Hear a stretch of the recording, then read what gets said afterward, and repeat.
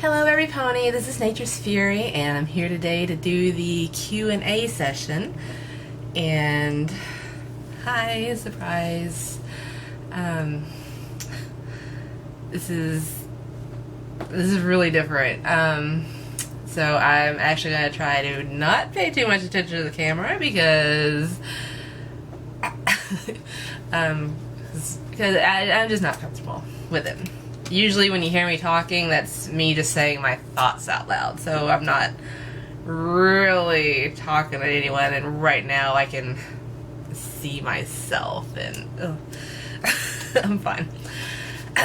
So I'm here today to do the 5,000 subscribers special Q&A. Y'all have sent a whole bunch of questions, and it is 3 o'clock on Monday, and I am going to answer everything that's been posted up till now. It might be a non-answer, but I'll answer it, sure. And once again, I can't believe I've gotten 5,000 subscribers. You guys are great, like absolutely. So, yay! Thank you. I can't believe that many people's interested in what I got to say while I watch a cartoon. Yeah, so let's go ahead and get started. I've got it pulled up here on my computer, so I'm just gonna read and answer them as I go. GameSphere Master Race asks, "Are you really a green talking horse?" No. Who, what, or how? I'm sorry. LPS Katie asks, "Who, what, or how did you think or get inspired to start this channel?" Well, it was kind of random, actually. What I did was I decided that I wanted to start watching My Little Pony, and I've watched other blind reactions, mostly to Doctor Who, and so I knew that was a thing. So I was like, well, let me go ahead and record my reactions, and you know, if I got around to it and if I liked the show good enough, I'd go ahead and post it to the channel and let other people watch me. Sorry, liquid courage. I've already had a glass. Okay, so I know that's not a lot there, but it really was just a stroke of what the hell. Alright, Forgotten Love 129 Gaming asks, "Have I ever had someone in the comments ask me on a date?" No, I haven't. Alright, do I like fan fiction? Yes, it's one of my guilty pleasures. I do frequent fanfiction.net and a few other places. I've not read any My Little Pony fanfiction yet because I'm trying to avoid spoilers, and I know how easy it is to read into something and, oh, what are they talking about there? And so I'm just going to stay away from it until I'm all caught up. And that's just my own personal policy, so. But I do read fanfics. Alright, the Vacville, I guess. He asks, "From where you stand now, how did your thoughts about My Little Pony as a whole evolve through your journey in the series? Do you remember when you really got hooked?" Well, if anyone's watched the first episode of mine, could clearly see I was very, I couldn't believe I talked myself into doing it, honestly, so. So from there, going from, oh my god, what in the world am I doing? And now I look forward to doing my reactions, not as often as I would like. Sorry. But, yeah, so from where I stand now, from the beginning, I'm enjoying the series. I'm look forward to what's going to happen. Whereas before, you know, I was just like, what am I doing? Why am I wasting my time? And do I remember when I really got hooked? Well, I say the series premiere, I won't say it got me hooked, but it got me interested. And so I decided to continue watching and kind of see, you know, what was going on. The Ticketmaster, I didn't really care for. I mean, it was okay, but it wasn't, oh my god, it's the best thing ever. Then Applebuck season came along, and I really identified with Applejack on that one because I've been sleep deprived so many times. And yeah, so that one, I guess it got me thinking a little more about it. But in episode 9, of course, I could not stop laughing with the Flutter guy and Rarity. But yeah, I want to say when I really got hooked, whenever I said to myself, I'm going to watch this all the way through because this is awesome and it looks like it's going to continue to be, was, believe it or not, Dog and Pony Show. That particular, up until then, Rarity to me was just, okay, you know, it's suited for success. It, you know, it helped expand upon her character a little bit, and I appreciated her a bit more as a businesswoman, as an artist, and everything else, as opposed to just, oh, well, she's the pony who likes, you know, fashion, you know, whatever. Because I personally, I don't care. Jeans, t-shirt, I'm good. But that particular episode, whenever she got kidnapped, pony napped, whatever. I could see how she was doing her own, being herself and doing her own thing and trying to get out of the situation. And I guess it let me see a bit more of her character depth. And if they was able to do that with a pony I didn't care for up until then, I knew they'd be able to do a whole lot more with the series. And like I say, that one episode, I think I mentioned in it that she was moving up in my ranks, because I think before she was, you know, pretty low. She moved up right about then, and she's consistently been towards the top of my list just because I think of her characterization. And even though I don't identify with her choice of career, that doesn't mean I don't know people who have. I mean, I've known costume designers, I've known like all sorts of people in the theater. I've done sewing myself, so I mean I know kind of what she's doing. But yeah, I gotta say that episode was a turning point for me. I mean, before then it was okay, I'm watching, I'm enjoying, but I still could have dropped it at any point. It was okay, it's a good show, it's a good show. I still could have gotten distracted by that shiny thing over there. But after that one, it's whenever I said, okay, well, I'm gonna go for it. I'm gonna watch it, and this is it. I'm gonna do this. Okay, so let's move on. I've got a lot of questions to get through. What does the COH in your what does the COH in your YouTube name stand for? This is from the same person, the Vacville. COH stands for City of Heroes. That was an online game I was playing at the time I made this YouTube account. Nature's Fury, of course. And I couldn't just put in Nature's Fury because I guess someone had already taken that name.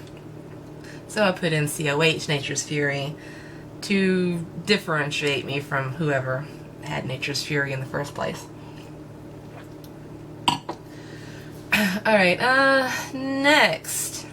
Jonathan Anthony 702 asks, who's your favorite main 6 character? How did I know that would show up at some point in time today? Alright, so since I know that's not going to be the only one asking this, because I have read them all. I'll go ahead and give the official 3:08 Central Standard Time of September 21st, 2015, the official top 6 list. Granted, this could change in 15 minutes. Because basically, it's the main 6, and I like the main 6. It's like, I guess it's, let's say it's a group of your 6 best friends or immediate family that you like. You like all of them. Not someone you hate. But you gotta sit there and decide, oh, well, who's your favorite? That's gonna change day by day because they're all right there. They're all right there. And that's kind of what these guys are. And that's kind of why I've been avoiding answering this question a lot. Because it changes, like, all the time. Depending on the episode I just watched. Or if I'm thinking about something. Or, you know, whatever. But at this point in time, the ranking is number 1. I'd had to go with Twilight. She's still identifiable with me. I'm still a nerd, still sarcastic, still a little dorky. So it's really fun to watch, I think. And a little neurotic, you know, whatever.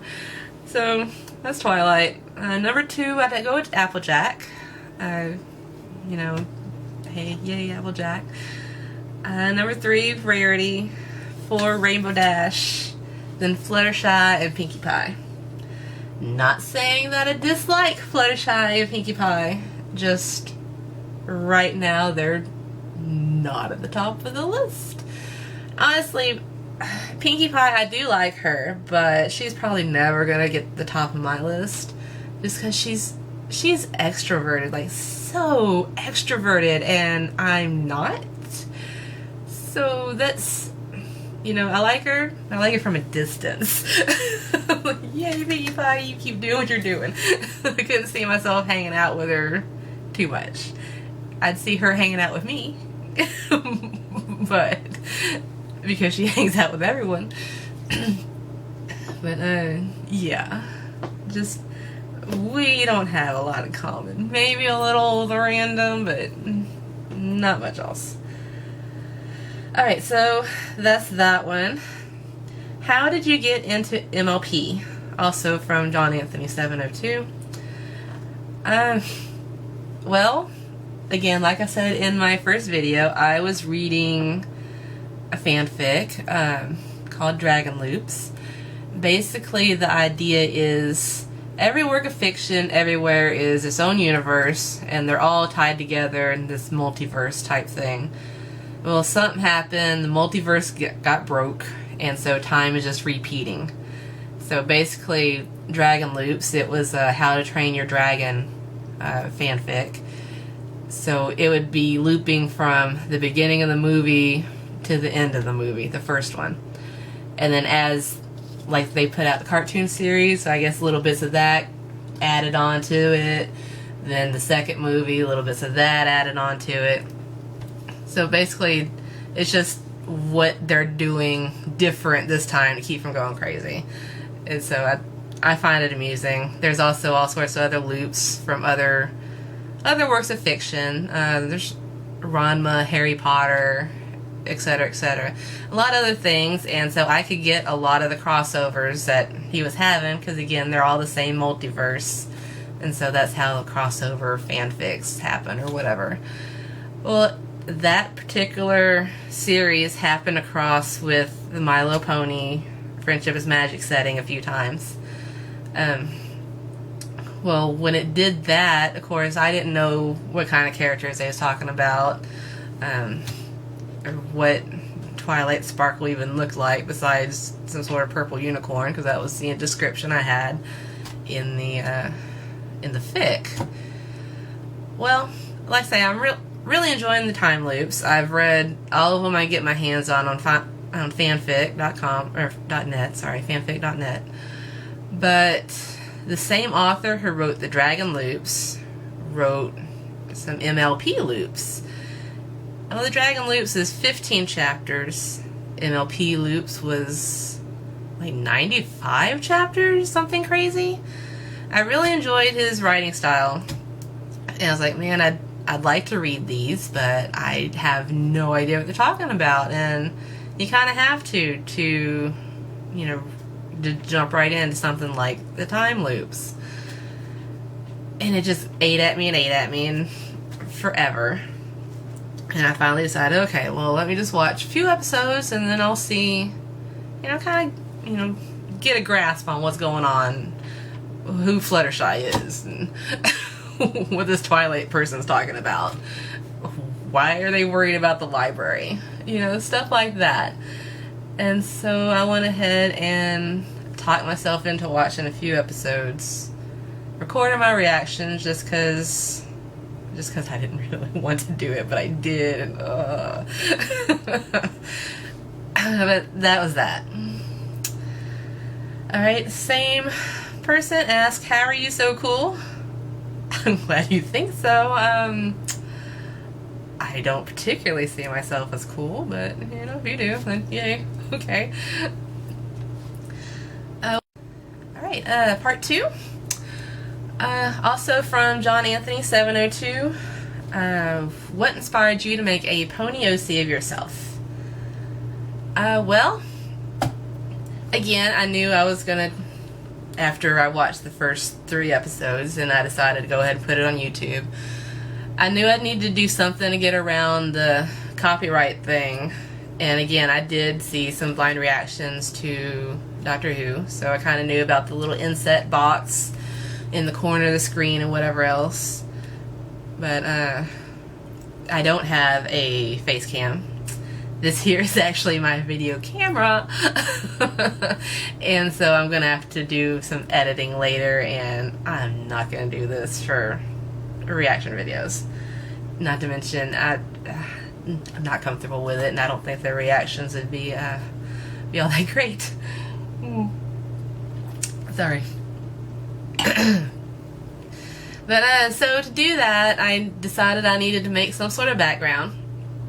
And well, I just decided, since the channel was already named COH Nature's Fury, that I would use Nature's Fury's colors and recolor a pony I found on the internet. So I searched for My Little Pony something or other, just the ponies, and I found one that was not a main character, and I guess someone had already used one of these pony OC makers or something. Well, I didn't know about those, but I copied that picture and then I recolored that Pegasus and made what you see in the first several episodes. Because my Photoshop skills suck. I can recolor. Woo! Okay, so that was the story of my pony OC. Do you like DC or Marvel? Marvel. Definitely a Marvel girl. Alright, and that was all from him. Let's go on to the next one. Dragon Trainer 201 asks, do you have any theories you'd like to share about the show? Whether one you come up with or one you just happen to like? No, not really. It's basically, if I'm curious about the show, I'll watch and react the next episode.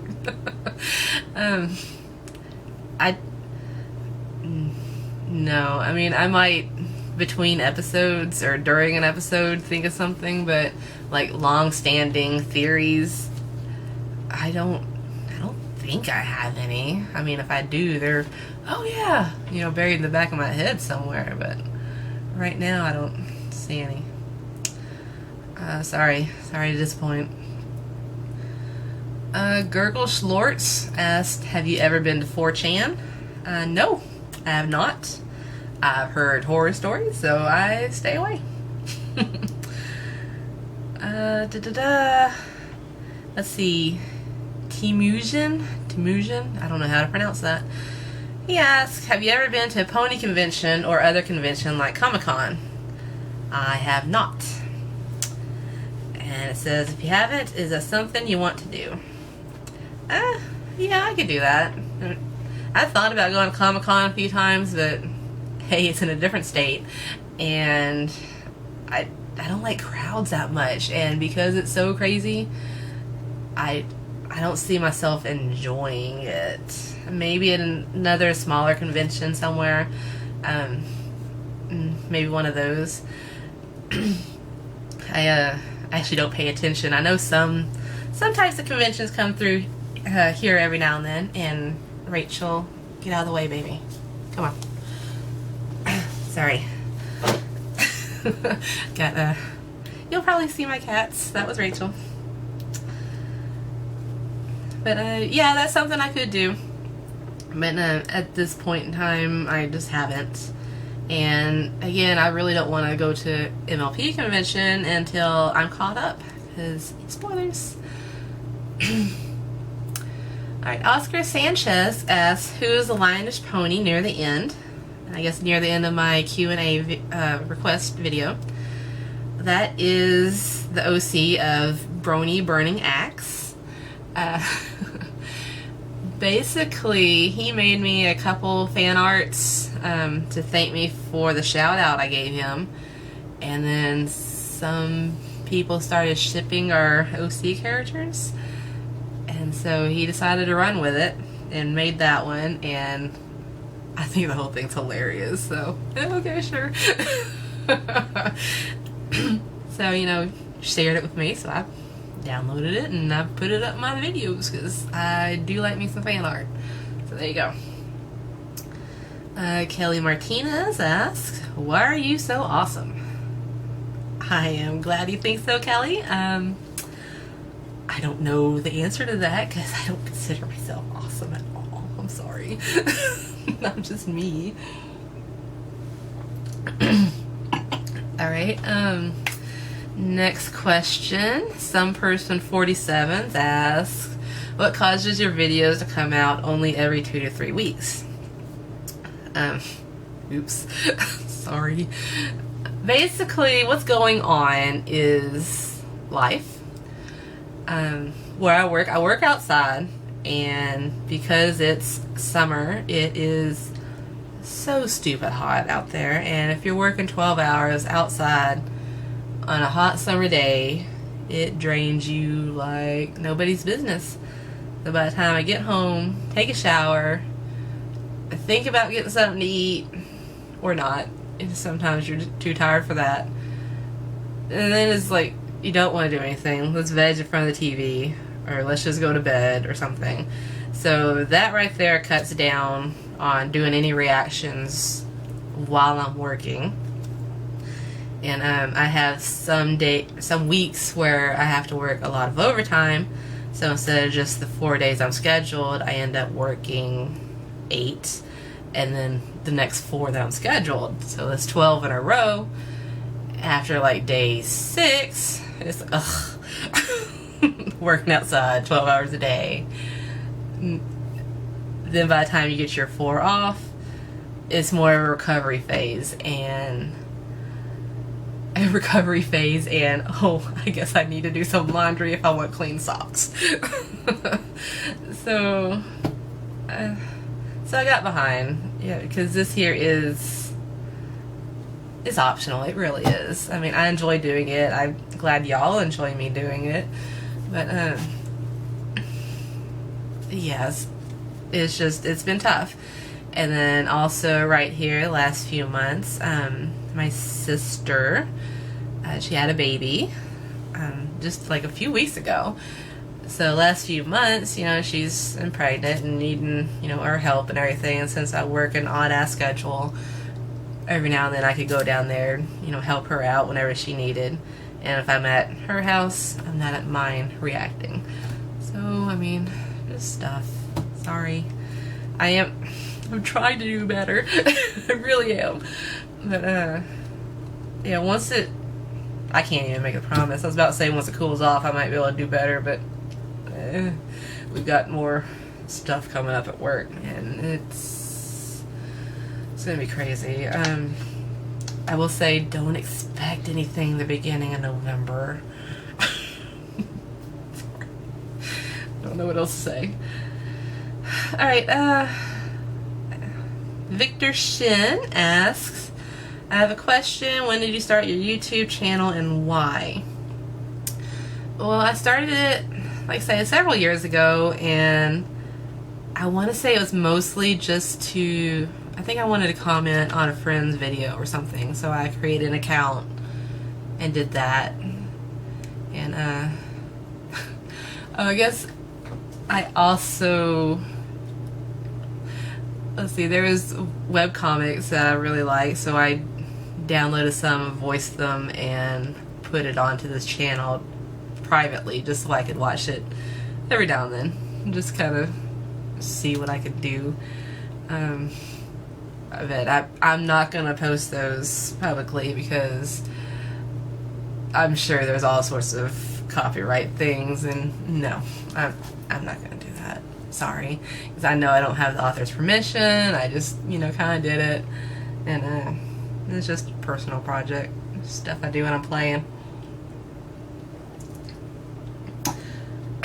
And then it's been sitting idle for forever. So whenever I decided to do these blind reactions, I just used this pre-existing channel. Alright, WS React Blind Commentaries ask, after you get caught up on MLP, will you react to other great cartoons like blah blah blah? I don't know. Maybe, because I've heard of Steven Universe, Gravity Falls, Dan Versus. I've heard they're really good. I haven't watched any of them though. Again, my schedule, if I don't have it set on my DVR, I'm probably not watching it. But no, I have not seen any of those. I do not know if I will venture into other cartoons. That's a little, that's far in the future, because once I get done with the My Little Pony stuff, there's still a lot of fan works that everyone's asking me to do, so I would like to do those. I just haven't done them because you know, trying to get through everything here. Alright, who are your top 3 favorite ponies, non-main 6 or CMC? So you're asking about top 3 secondary, like secondary ponies or background ponies, or well, I don't know. I guess I'd say Trixie. I would like to see Trixie come back. Big Mac. He's not any of those. I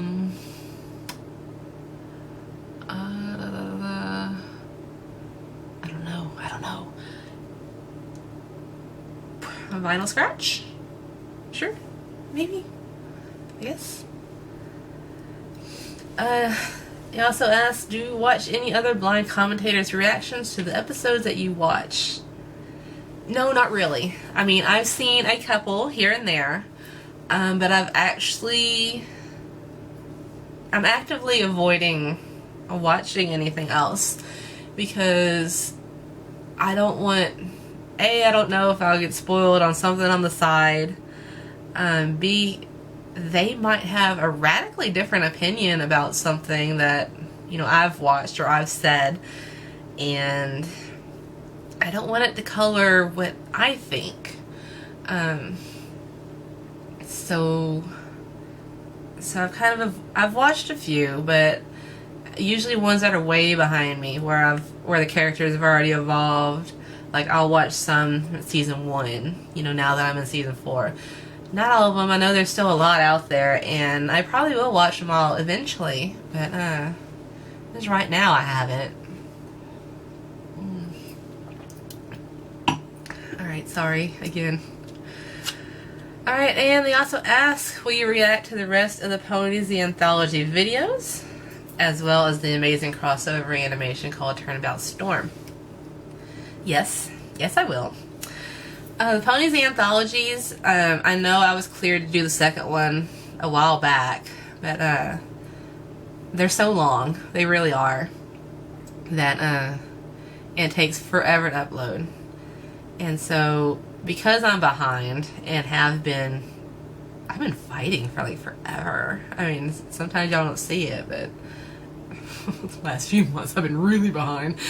But I've always felt like the time that it takes to watch that hour and a half video, and then with the editing and putting it all together and then uploading it,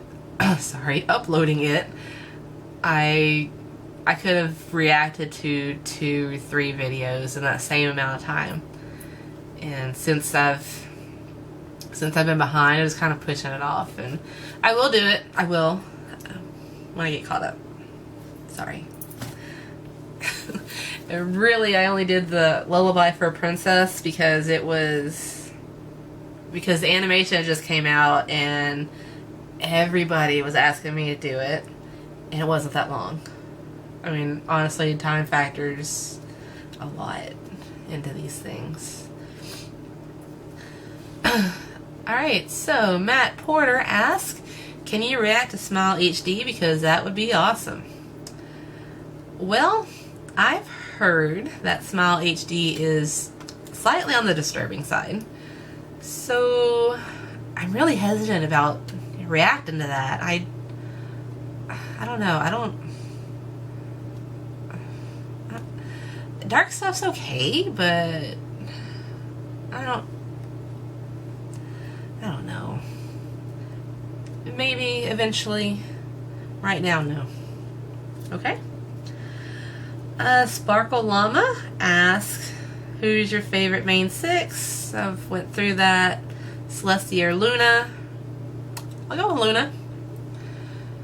And is your personality or the way you act almost exactly like one of the characters in the show? If so, what character? Well, I honestly think I'm kind of a blend of most of the characters. The main 6. Most of the main 6.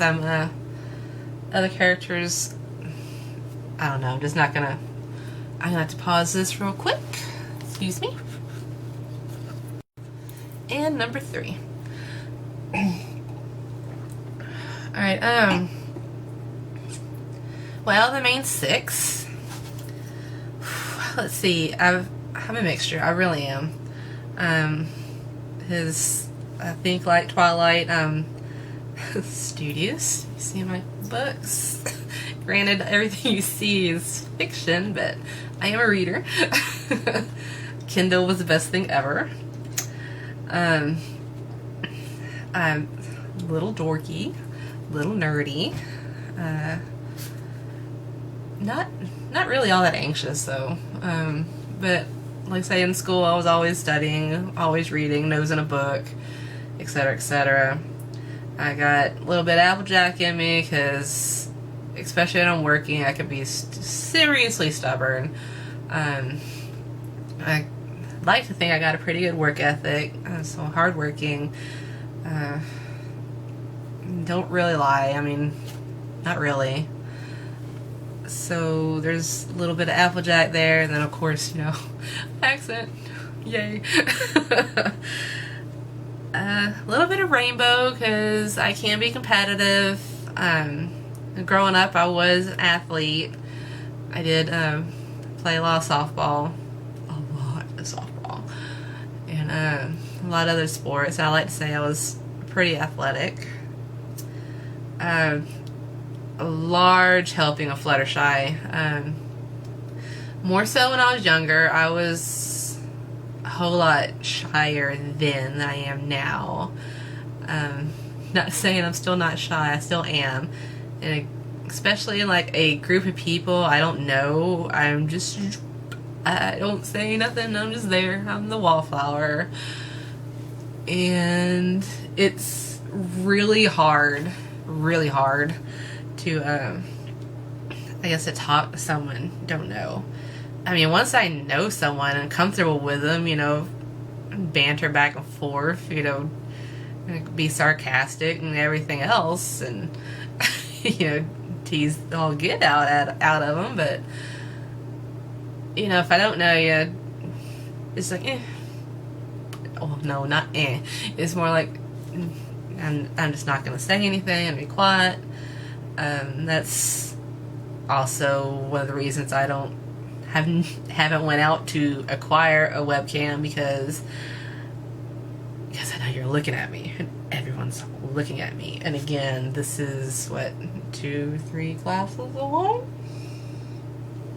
I don't particularly care for wine, but I have it in the house. And I figured it'd be a little easier than just taking shots of tequila, because I got that too. Alright, let's move on. Let's see, Turnabout Storm. No, I have not watched that yet.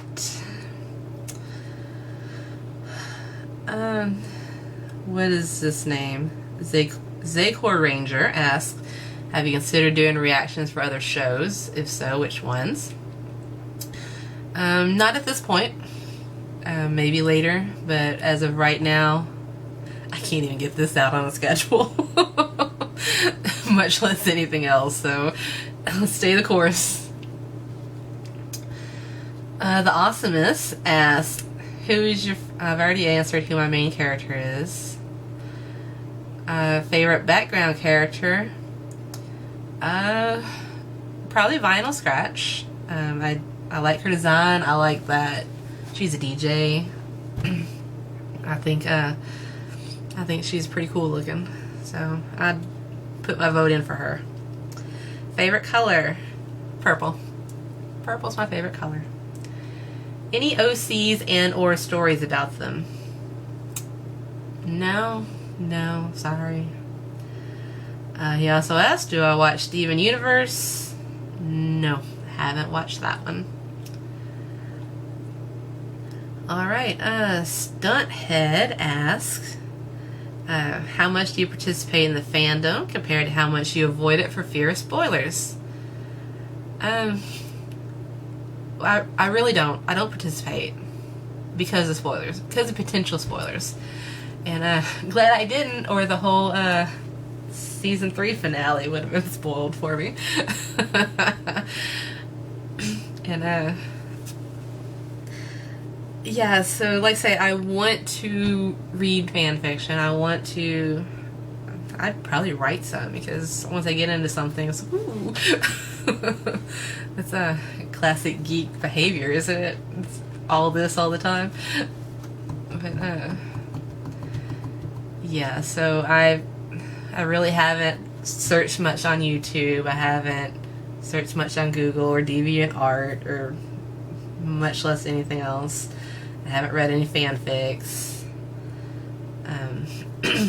So as being an active person in the fandom, really, the only thing I'm doing is this channel, and then right here, I say recently, as in the last day or two,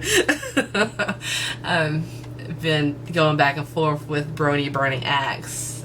He's that new commentator I gave a shout out to, what was it, a week or two ago? Something like that. But we've been talking back and forth, so maybe something will come with that. Let's see.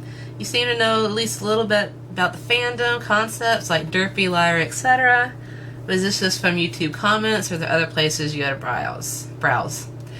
It's just from the YouTube comments. I know early on somebody had sent me a picture with the normal background ponies and their names, and I kind of picked up on that, and then, you know, other stuff in the comments, and so that's how I'm aware of Derpy and Lyra and Bon Bon and etc, etc.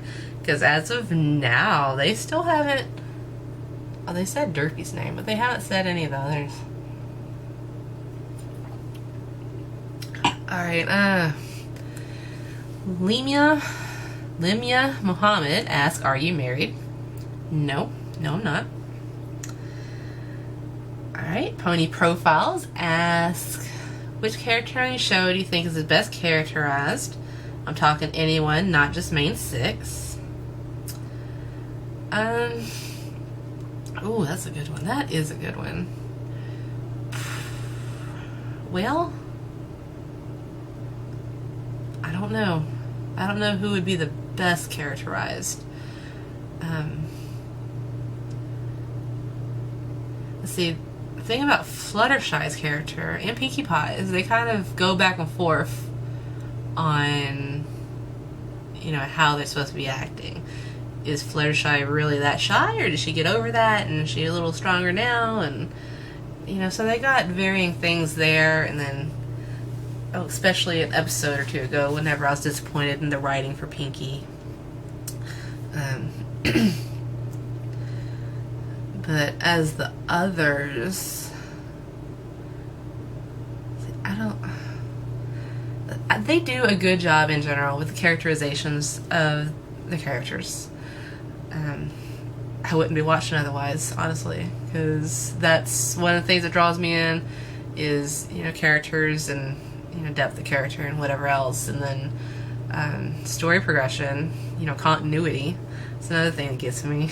Geek. So, yeah. Okay, so I really can't answer that too well. Sorry. You also asked, how nervous were you when you put up your first video and the subsequent videos to follow? I was pretty nervous starting off because, oh my god, what am I doing? And it didn't help that the audio quality for the first few was pretty bad. I mean, I fixed the issue, I think. Well, yeah, I did. I fixed the issue. But don't go back to the ones now and look at them, because I got the really bad ones unlisted. They're still there, so unless you got the link. That's my secret shame. But yeah, I was a little nervous about how it'd be perceived, and well, again, I really didn't expect much of anyone to even notice me on here. Much less 5,000 of you guys. What? What? Oh my god. Alright, he also asked, who are your own personal favorite commentators to watch? Well, again, I don't watch them. I'm sorry, everyone. Again, I don't want to get spoiled. I don't want someone else's opinions to rub off on me. As I know, even in the comments, we can be having discussions back and forth, and I'm gonna be like, oh yeah, you know, you're right, I didn't see that. And I'm afraid of someone else, if I watch, like, reviews especially, like, someone who's watched and studied the show, and then, okay, well, here's what's going on, and here's what's wrong, and this and that, and or me just watching it for the first time is just, this is what I see. And I'm not trying not to study it. I mean, every now and then, you know, my brain gets a thinking. But yeah, so I don't watch other commentators. I really don't. I say one or two blind reactions here and there, but that's about it. Maybe eventually. Wendy the Amazing asks, how old are you? Really?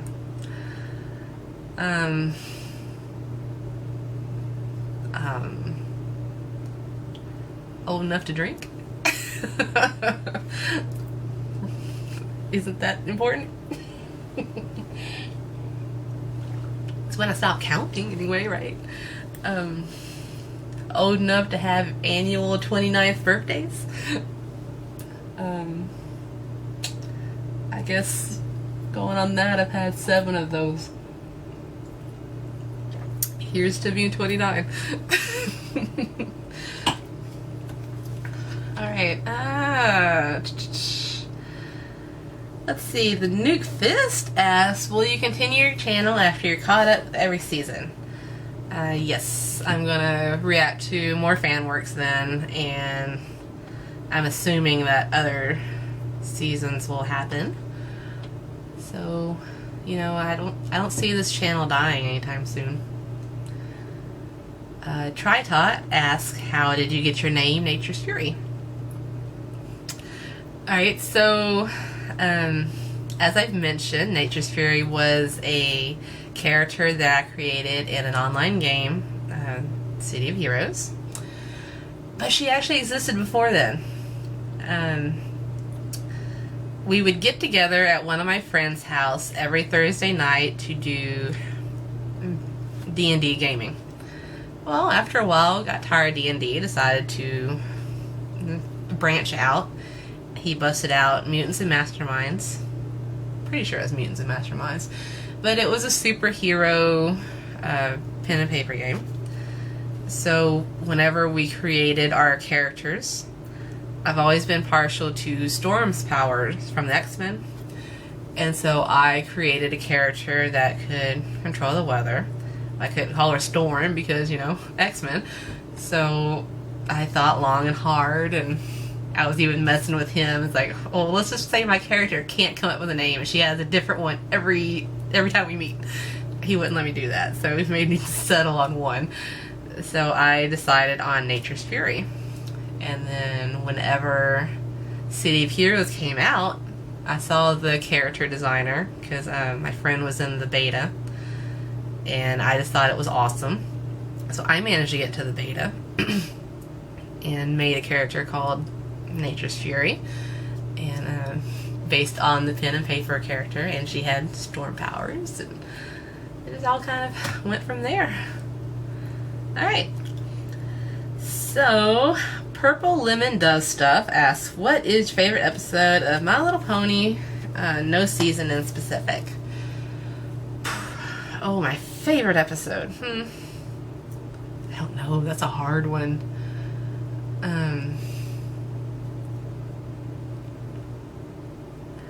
Well, let me just default back to Dog and Pony Show because that was the one that got me hooked, and so that is the episode in my mind.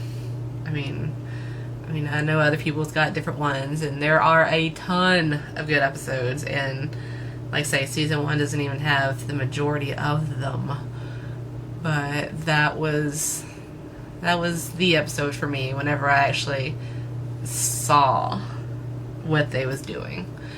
And because of that, it's always, you know, that's always where I go whenever it's like, we'll just watch a random one. Well, that's one of the one I pick most often, I think. Not just because of the Rarity whining scene, but that's awesome.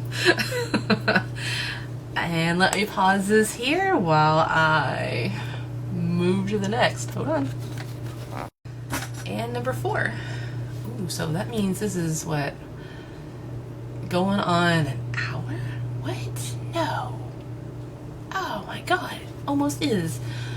It's been 45 minutes. I'm not even halfway through these questions. You guys. My god. Alright. Let's see. Is it possible for you to react to anything other besides MLP content? Not at this point. At this point in time, I'm going to stick with MLP stuff. This is from 100 Anime Mix, anyways. Sorry. Can you react to more fan-made videos? I'll get to them. Promise. Marlon Vasquez asks, are you planning to do more than just blind reactions? Whenever I get caught up, I may do some reading of some fanfics. I don't know. We'll have to see. But like I say, I do enjoy fanfics, and we'll find out. I don't know.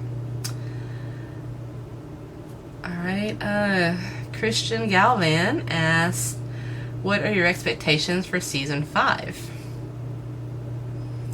Right now is to follow season 4. I haven't gotten through that yet. I don't know. No clue. Let's see. Raven Phoenix asks, if you can go anywhere in the world, where would you go? Australia. I still want to go to Australia. Haven't been there yet. So that's on the bucket list. Matthew Vasquez also asks, what's your favorite movie or movie series? Who's your favorite actor or actress? And if you were stuck on a deserted island and can only have one thing, what would it be? Well, I will say that my favorite movie changes like all the time. Like this week it could be Clue, next week it could be The Avengers. The week after it could be Monty Python. Search for the Holy Grail. I mean, so it just depends on what I've watched recently, where my mind is, and this stuff. I mean, I got favorites. I don't have a favorite. Who's your favorite actor or actress? I don't pay attention. I really don't. Like, the best I can do is say, okay, well, that guy played this other guy in that other movie. But that's kind of rare for me, too, because I get sucked in. I really do. And so I stopped paying attention to who's playing who or what or, you know, whatever. It's just, okay, whatever. Stuck on a deserted island with one thing. A fully stocked and equipped boat to get out of there. Yeah, I don't know. That'd be my best guess. Alright, Dead Mike asks, what is your name? Hi, I'm Nature's Fury. Is there any chance of you doing a face cam reveal sometime? Hello. And what other shows, series do you like? Well, currently on my DVR, I've got the Doctor Who season premiere I need to watch. I've got an episode of Fear the Walking Dead. Still need to watch it. Other than Walking Dead and Doctor Who, let's see, what do I record?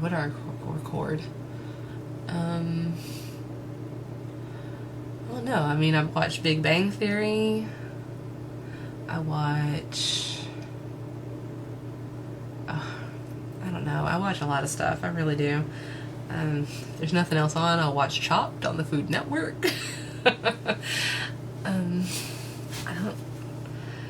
Let's see, series in the past that I like. I watch Mystery Science Theater 3000. I've watched Quantum Leap, always a good one. I watched True Blood for a while, but then it got silly. Well, sillier than it started off as. I'm trying to think of all my DVDs in the other room right now. Which is a lot. It's a lot.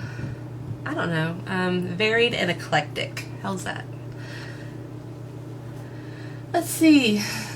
Zingle asks, would you, if it was tested, and a lot of people did it already, exchange body parts for robotic ones? Like better eyes, strong fast legs, or something like that? Sure. Do you play games? If so, what is your favorite? I do. Not as much as I would like, though. It's kind of slacked off a bit. Because of my work schedule. I'll admit it. It's just hard to get sucked into something whenever I don't have time to play. So right now I don't really have a favorite. I can't tell you the last time I popped in a video game. I really can't. And then he also asked, if money would not matter, where would you like to go for 1 week? Well, like I said earlier, I still would like to visit Australia. I haven't done that. I will say that I took a European tour a few years ago, and I thought Germany was beautiful. Absolutely gorgeous. I could spend a week there. Totally could. And see some more stuff. I think that surprised me, that how beautiful Germany was. Alright, Christian Galvin asks, who's your favorite character of the main six and background character? Already answered that. Favorite main six. Christian Galvin also asks, what are your expectations for the Rainbow Rocks movie? Well, since it's a movie, I'm gonna assume that they're gonna do the human thing again. So that'll be interesting, I guess. And then since it says Rainbow Rocks, and it's gonna be humanized,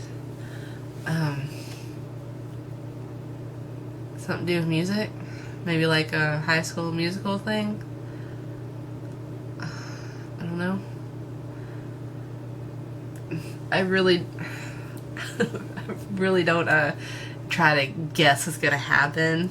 Except maybe whenever I'm reading the titles or fake titles, I'll guess for that particular episode.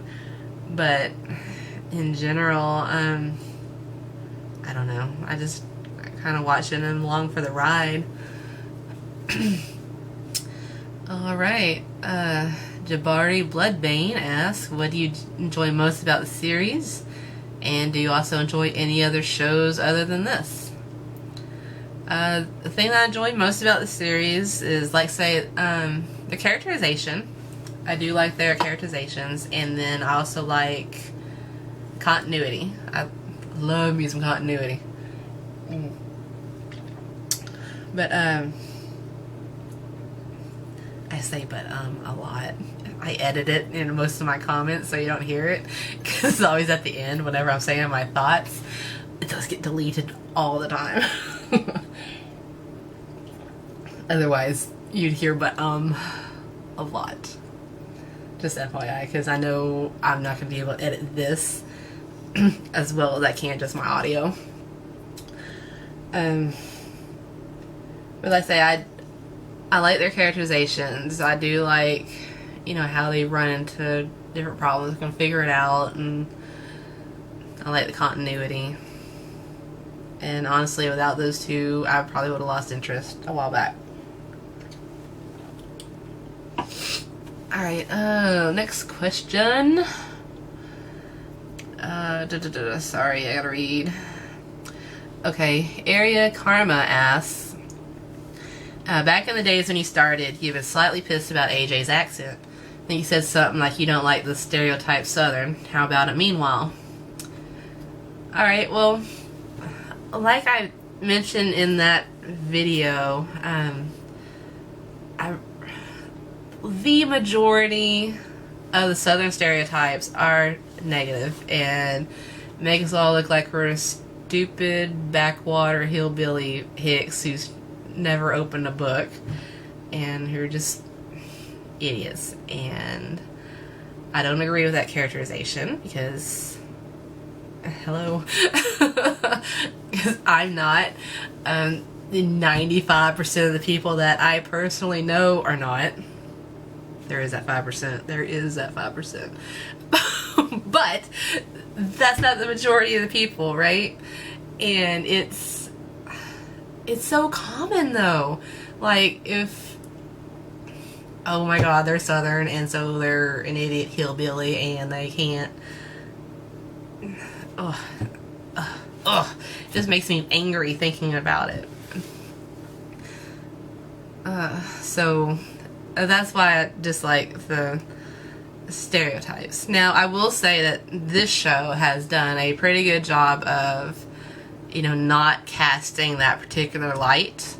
I mean, yeah, they're a farm family, but, I mean, take away the accent, then they could be that same farm family in the Midwest or wherever. So I think they did a good job, you know, not just destroying the Southern character like so many people have. And so that's another point in their favor. So I will give them that. I was worried. Because just because we speak with an accent don't mean that we're idiots. I mean, I promise. No more than anyone else. That's the kicker, is no more than anyone else. Alright, so it also asks, and second, you've been really shocked about Twilight becoming a spoiler. The community is still separated. What about you? Good or bad? I'm ambivalent. It really has, at this point in time where I'm at in the episodes, it really hasn't been an issue. Maybe in the season 4 season premiere, they brought it to the forefront. But since then,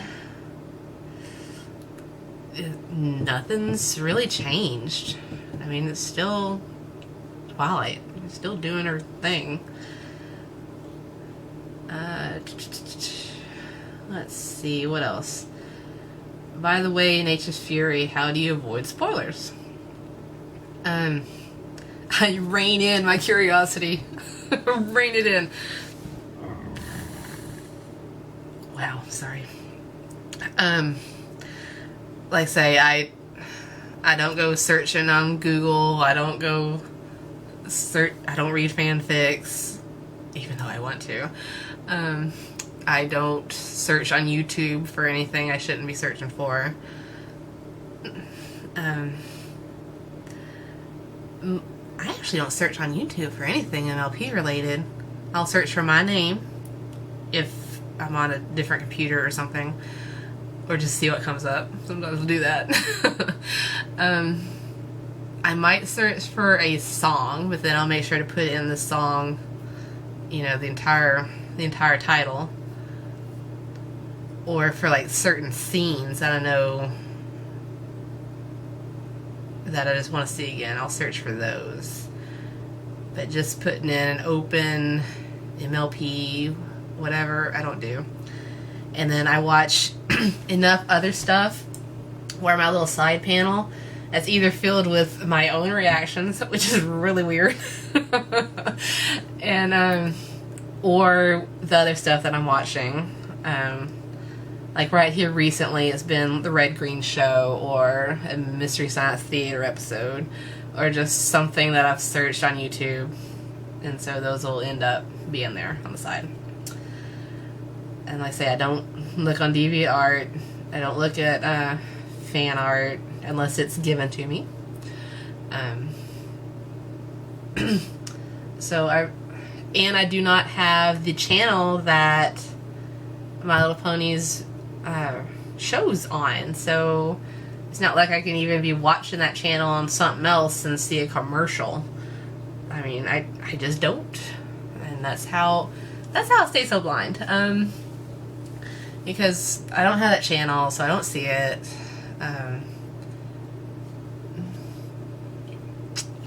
I don't go looking for stuff though either, so I just try to, and then I hope and pray no one put spoilers in my comments. Someone did. I did get spoiled for the season 4 finale, because somebody did let that slip after I watched a Generation 1 video. Dang it. Watched it. Oh well. It actually was not as bad as I was anticipating it, so. Alright, let me pause this because it's about to end my time. Hold on. Alright, this is what, number 5? Holy shnikes, guys, we're going on more than an hour. So if you're still here, yay. I'm sorry to drag you along this much, but this is y'all's questions, and I said I was going to answer them. So let's keep going. Alright, Ricardo Martinez asks, what character would you say you can relate with the most? And not just talking about the main 6. The most.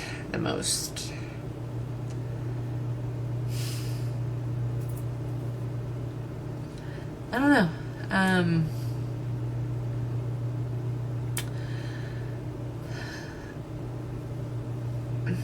Applejack? Maybe? I mean, I don't work on a farm, but I do work outside. I do work hard. Or there's Twilight, you know, the books and the study and the sarcasm. Can I pick both? I don't know. Favorite villain so far, as well as what villain you'd want to see come back. I would say the villain that they showed in the what is that, the season 2 finale. And I'm trying to keep my own spoilers down to a minimum for anyone else who might be watching this and not be as far as long as I am right now. So yeah, the villain that showed up in the season 2 finale, I enjoyed that one, and I wouldn't mind seeing that one return. It'd be interesting. I think that'd be a really cool story, having that one come back or something. Alright, you also asked, now that you're almost done with season 4, between the main 6 and their family, whose family and or deeper backstory would you want to see in the future? Well, honestly, I wouldn't mind seeing some more Pinkies, figure out why she left the farm. I mean, you know why she left, because she's not really farm pony material, but whenever we saw, looks like she ended up in Ponyville pretty early, so something happened there. Rainbow Dash, I actually wouldn't mind seeing some family history with her. You know, kind of see what's up, because we know she moved to Ponyville from Cloudsdale. See what was going on there. I mean, is there a reason? Just because a Cloud managing position was open, or maybe Fluttershy moved there beforehand and she was going to stay with her friend? I don't know. I would not get through this without this wine. Sorry, guys.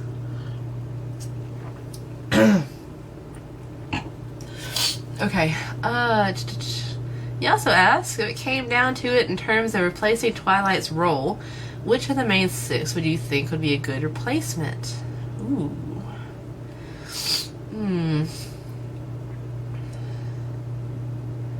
Well,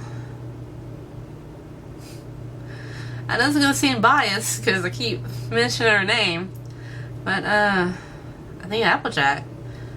She's got a good head on her shoulders.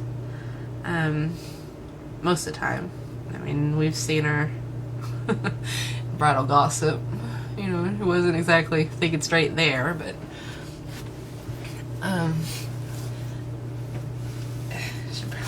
granted, she can't do everything that Twilight can do, you know, being an Earth Pony and all, but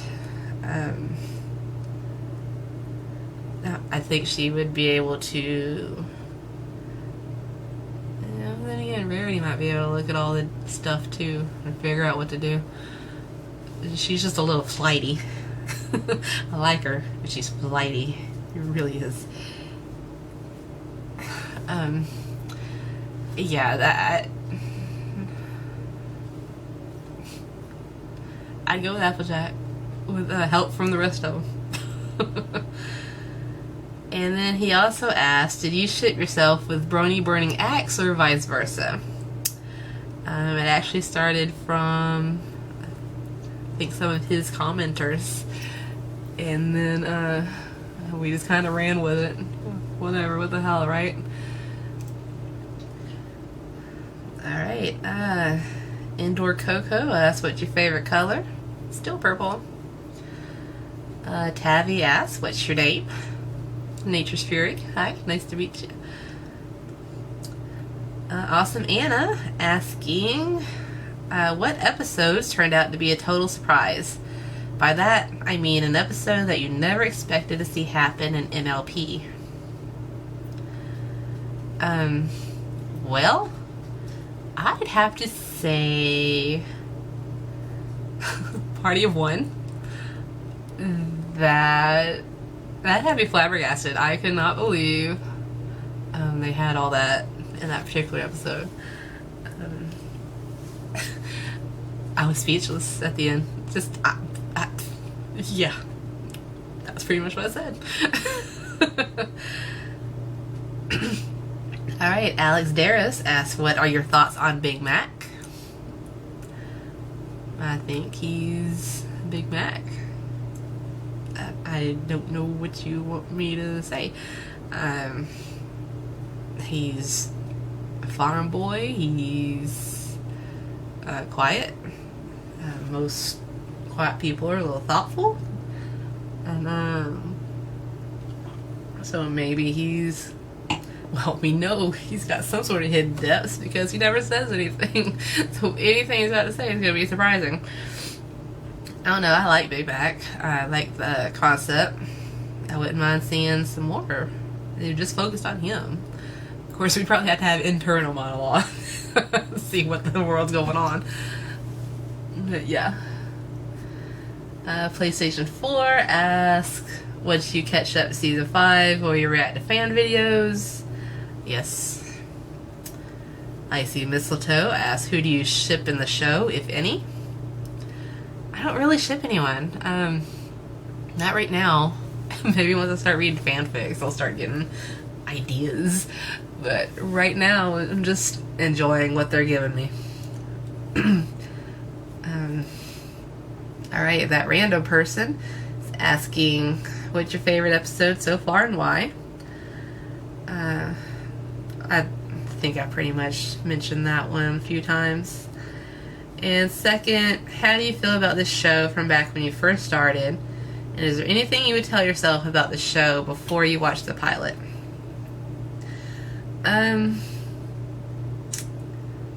Well, from back when I first... Basically, right now I know I'm going to sit down and have a good time and see a good show. Whenever I first sat down, that was not my impression. I thought I was going to subject myself to at least 30 minutes of torture. And then then I watched some more and it was alright. It was all good.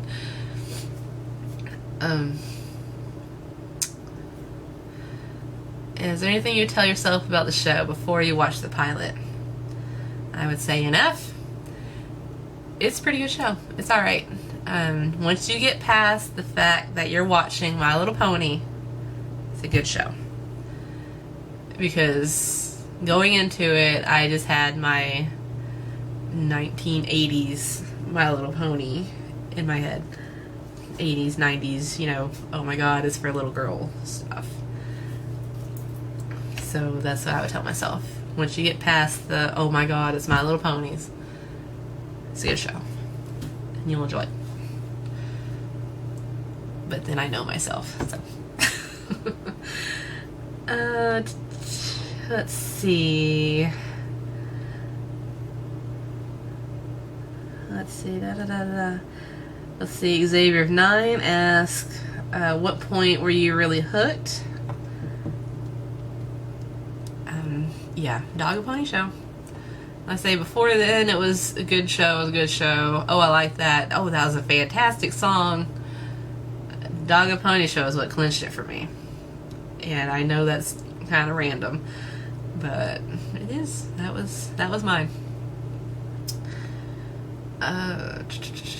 Let's see, Bone Man 24D asks, who's your favorite pony? At this particular point in time, Twilight, sure. I don't know. Raven Phoenix asks, if you could go anywhere in the world, where would you go? Right now it's Australia, just because I hadn't been. I'd like to see it. Truth Teller asks, how old are you? I answered that. And what's your name? Hi, Nature's Fury. Okay, Awesomeo asks, what did you think this show would be like before you began watching it? Oh, I thought it was going to be bad. But then I also knew that there were several people watching it. Because, again, whenever I was on TV Tropes, and basically what I do on there is I will, because I'm bored, so usually at work I'm bored, and then I will search for a show that I like. Let's say, I don't know, Married with Children, and then I'll just be reading the little tropes underneath the description, and then read the tropes and the examples, and you know, just kind of relive the show through that. Like, oh yeah, I remember that. Oh, they did that a lot. And then I get to something else, is like drama queen. Oh, what's that mean? I know what drama queen means. I'm just using an example. Well, click on it, you know, to kind of read what it says. And then once you get into the clicks, you know, it'll tell you what other shows this example was in and what happened there. And there was so many references to My Little Pony Friendship is Magic. Now, granted, whenever it had shows that I have not watched, you know, I don't know what they're talking about, so I always skip that section and go to something else I recognized. But My Little Pony was on there a lot. So I knew it wasn't just for, well, I didn't know it was just for, not for little girls, but I knew that other people was watching it because, you know, a 6-year-old girl is not going to get on TV tropes, I don't think. But, yeah, so I really didn't know what to expect. I really didn't. I say I was anticipating it being bad. But I knew there had to be something. Something was going on because there was adults watching and enjoying the show. Because if you find something on TV tropes and there's not a lot of stuff on there, it's usually just because it's forgettable. I mean, it's not bad enough people hate it, and it's not good enough that people's going to get on there and say, oh my god, watch this. So, I mean, I don't know. I think I rambled a little bit. But, yeah, I was not expecting anything awesome. I really wasn't. Alright, and then he also asked, what is your pick for worst or least favorite episode? Oh, I missed this question earlier. I would have had it written up.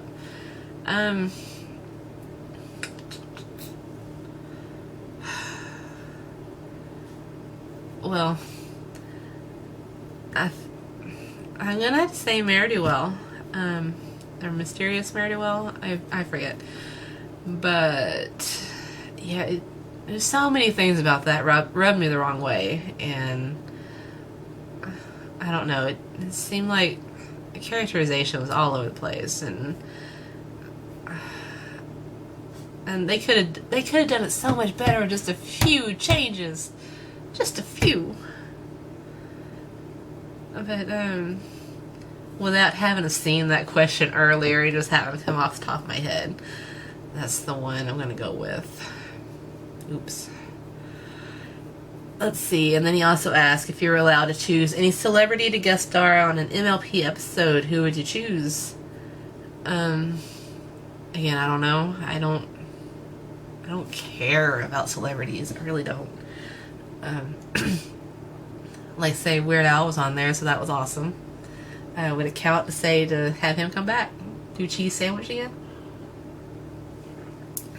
I mean, I don't know. Alright, next question. Mantis Sprayer asks, what are your opinions on each of the main 6 and Spike, character-wise? I'm interested in seeing how you perceive each one of them. Alright, well, hold on, because this is ending my 15 minutes, and I'm going to start a new one. Oh.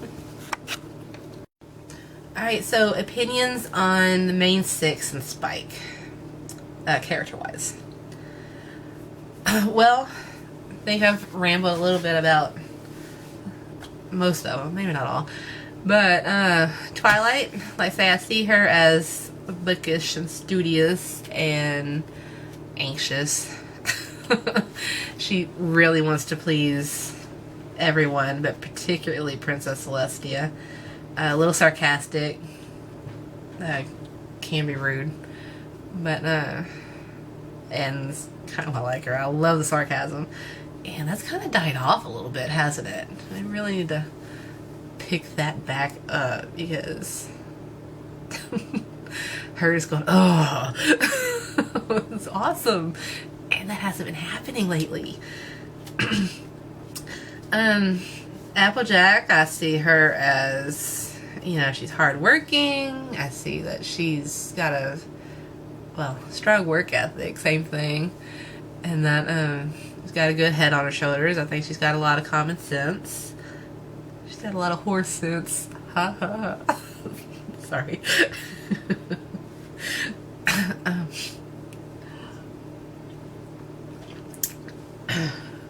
it's better than me being quiet. I promise, it's better than me being quiet. Let's see. What else? And she's real family oriented too. So I mean, she really cares about her family and you know, all that jazz. Rarity. She's artistic. She's a business pony. So I see her. Well, I see her being an artist and, you know, sewing and everything else. I also see that, you know, she wants to help everyone out, and she's got a little bit of a selfish side. She tries to, okay, well, no, it's better for them if I do this. And, well, I wouldn't even say selfish. It's more like she's trying to achieve her dream, and, you know, she's opened her own business. I mean, I don't know how old these guys are supposed to be, but I'm assuming it's still pretty young because, you know, this Applejack Rarity's got younger sisters, and so you would think they wouldn't be all that much older than them. So she has to be pretty young, and to have opened her own business, and because, I mean, she's not working out of her parents' basement or anything. So, and she's dramatic. I love that. It's hilarious. And I knew so many people like that when I was going to college. Yay, theater.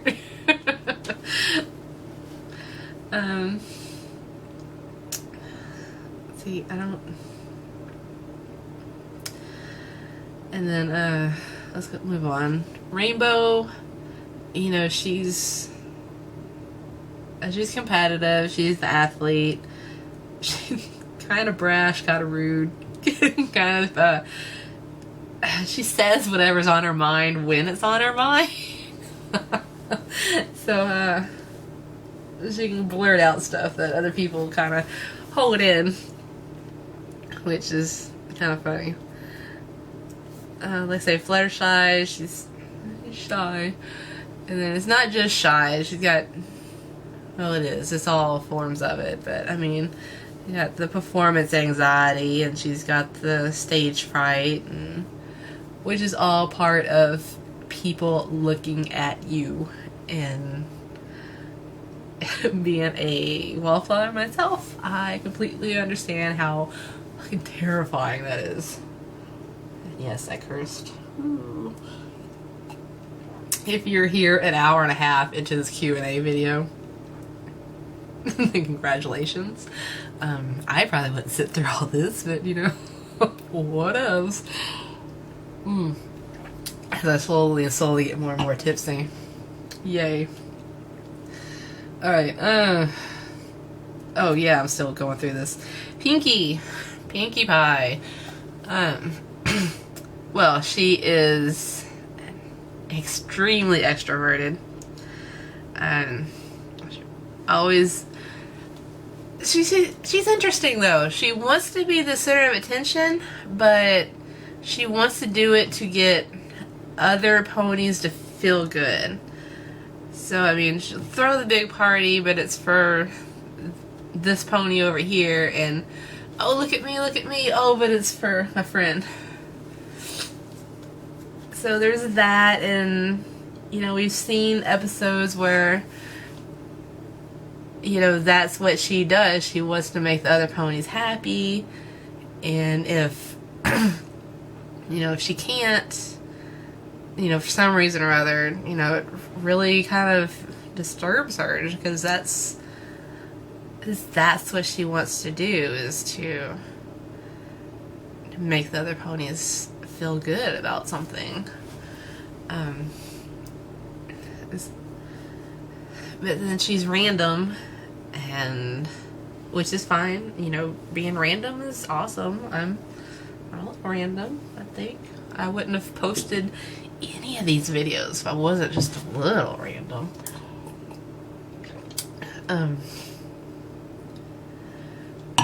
But I don't know.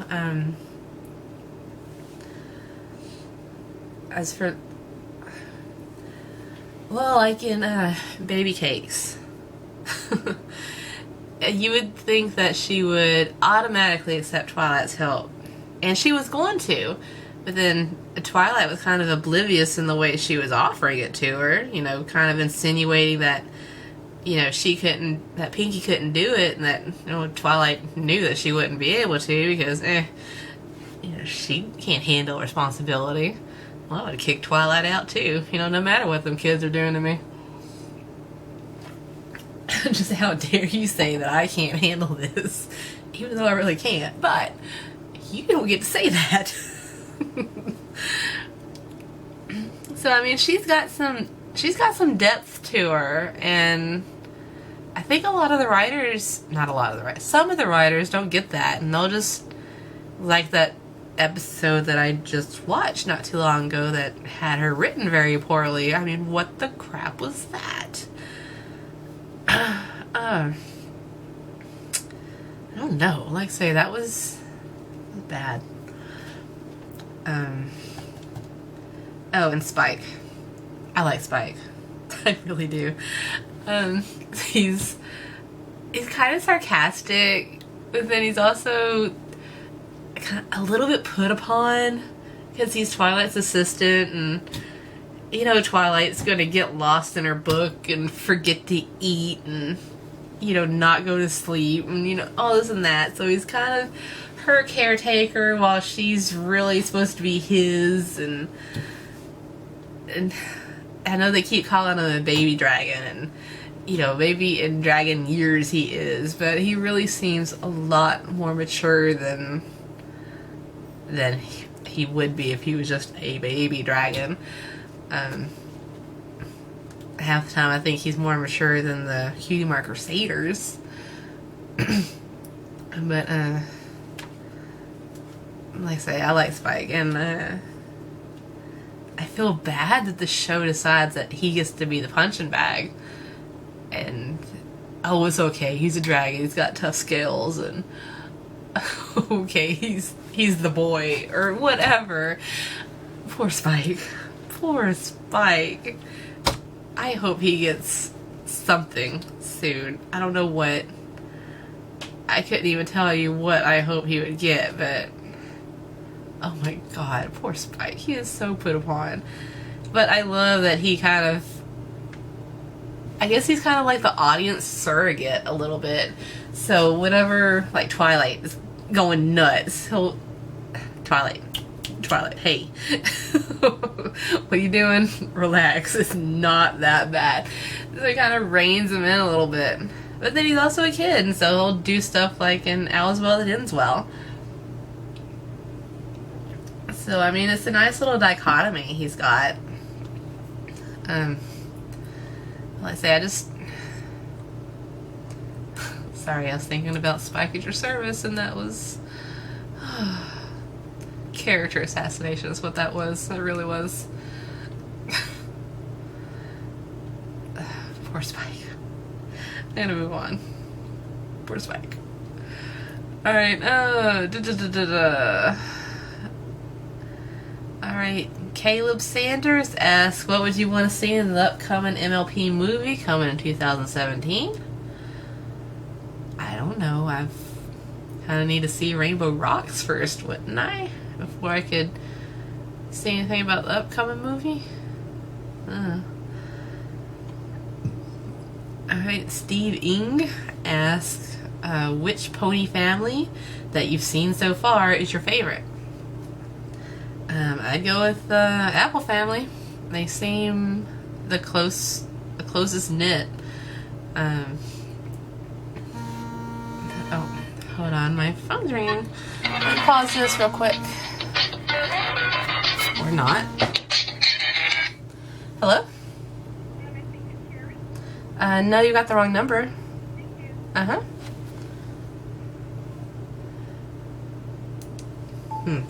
Looking for someone, not me. So, I'll leave that in. Whatever. What's another couple minutes? You've already been here an hour and a half, people. Why are you watching this? Why? Okay. Let's see. Steve Morrison as favorite main 6. I listed those. Do you watch any other cartoons? Do you plan to do blind reactions to any others? Actually, right now I do not watch any other cartoons. I watch Futurama repeats whenever they're on. I do love me some Futurama. Most underrated show ever. I'll watch South Park every now and then. But, I don't really watch any other animated stuff. The new Looney Tunes cartoon they had out for a while was pretty good. But they hadn't released anything there. So I guess it's been canceled, and I don't know. Which is sad, because it was pretty good. A lot better than I was expecting. That sounds familiar, huh? Alright, who amongst your family and friends knows you are a Pegasister, and how do they feel about it? I've told my mom. She's crazy, so I don't even know. She probably thinks I'm nuts. I have not told my sister. I probably won't. She already thinks I'm weird, so no need furthering that. But, yeah. That's about it. 327 Starman asks, if you were transported to Equestria, what would you do first? Probably learn how to walk like a quadruped. I imagine that would be a very important skill to have. Silent 596 asks where you're from. Your accent is gorgeous. Well, thank you. But I am from Texas, the United States. So, yay. The great state of Texas. Let's see. Bloody Painless asks, how old are you? I've answered that. Sort of. Also, have you heard about doing Dan Versus? Can you watch that too? I've seen it mentioned in these comments in this particular video. So, I have not watched it. I don't know about doing reactions to it. It's still, let's say, far afield. Evil McSheep asks, what's your favorite farm animal? How's about... the barn cat. You need a barn cat. Have you ever eaten cloned meat? If I have, I don't know that I have. How's that? Have you ever considered the possibility that turkeys may be evil and are planning to take over the world? I have not considered that possibility. Maybe I should. And then, can a cyber cow with a flamethrower melt steel beams? Well, if he could keep that flamethrower at a temperature of over 2,500 degrees Fahrenheit for an extended period of time, I'm sure he could. But I think the fuel would run out long before that would happen. Alright, Fun Cool Fun asks, favorite pony, least favorite pony, answered, favorite villain, answered, least favorite villain. Probably the one that showed up in the season 3 premiere. Mostly because they didn't do anything with him. I think if they would have expanded on his storyline, or, you know, something, at least shown him doing something. I don't know. The way they presented it, it was just like, okay. Oh, look, they beat him. So, I don't know. Favorite song? Can I tie? Can I do a tie? Oh, hold on. Alright, back again. This is what, 6, I think? Oh, that's a lot, guys. 15-minute segment, 6 of them? 6? Oh, we're going into, it's been an hour and a half. Why are you still watching? Why are you still watching? You're just watching me get drunk, aren't you? Well, take a little more than that. I'll just get to the tipsy. Anyway, the favorite songs. Like say, well, how about a tie? I enjoyed True True Friend, Apples to the Core, and Winter Wrap Up. I know it was the first one, but Winter Wrap Up, Winter Wrap Up. It's still pretty good. What I base my decision on that is the ones that I've searched the internet for and just heard by themselves. And those 3 I have a bit. He also asked least favorite. Oh, okay. I scrolled somewhere. I don't know where I was now. There we go. Least favorite. Does Pinky's song and Bridal Gossip count? The one about Zakora? Because, oh my god, that was painful. Except whenever Fluttershy sang it. That was awesome. I'm gonna finish this entire bottle before this before this video is over. Alright. Stupid video camera, I swear. I hope you guys are happy. Making me get drunk in the middle of the afternoon on Monday. Because it's 4:30 now. 4:30. I started this at 3. It's been an hour and a half. I'm only halfway up the page. Halfway! Alright. Where am I at? Least favorite. Oh, I've answered that. Favorite episode. Answer that. Answer that. Least favorite episode. I already answered all of that. Dead Mike asks, what's your name? Hi, I'm Nature's Fury.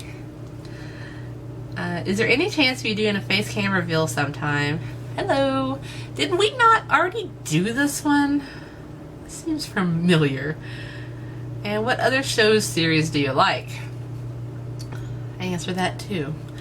I don't know. So I'm gonna keep going. Alan Kim asks, who's your favorite princess and why?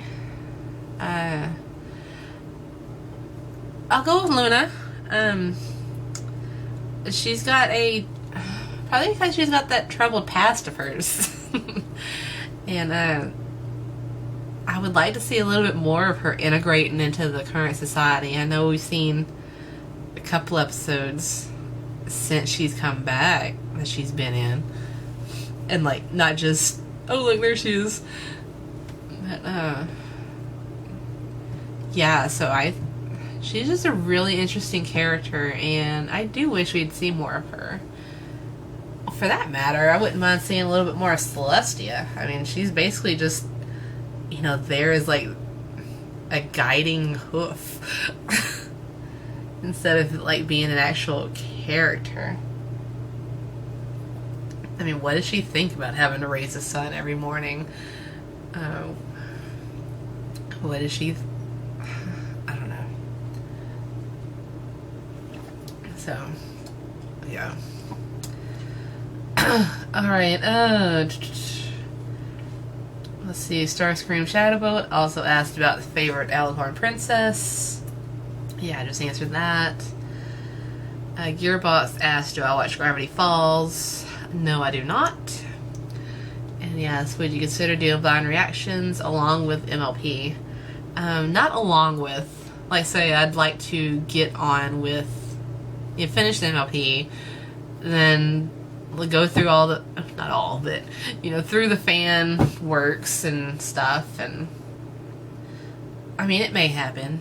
It might. I don't know. Meet Sim 9 asks for a face picture. Hello. He says, I'm guessing you're not up to face cam reviews. No, I'm not. Because I'm not going to do every single one of my review with a bottle of wine. Sorry. Just not gonna do it. Hi, Rachel. Hi, baby. I'm actually surprised my cats haven't been going crazy with me here so long. They usually do. It's just them and the one you've seen. Alright, next one is Lazy Gizmo. Talks about a whole lot of stuff, but then he asks, how can the main six be challenged as it stands? What possible threat could bring them to their knees?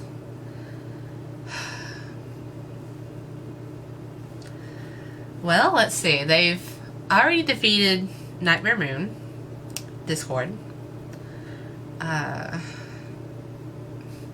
probably shouldn't have mentioned that because I was trying to keep spoiler free. Oops. So there's some villain named Discord that they defeat. If you haven't gotten there. The villain in the season 2 finale, the villain in the season 3 premiere.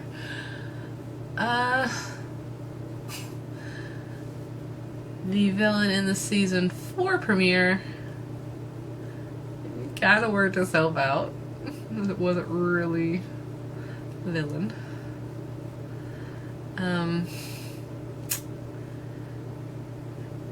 Well, I don't know. They did have to do that thing they did with the tree. So they're actually not as strong as they were. So I don't know, it's possible if like a threat like Nightmare Moon occurred again, they wouldn't be able to defeat them at the current situation. Yeah. Because again, I'm only on season 4, episode 15. Okay, 16. 16's loading right now. It is uploading right this instant. It's still got 123 minutes left. But, yeah. So, yeah. I really don't think they're all that right now. Besides what Twilight can do.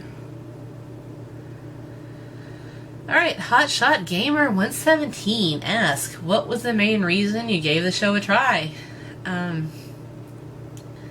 Me wanting to read more.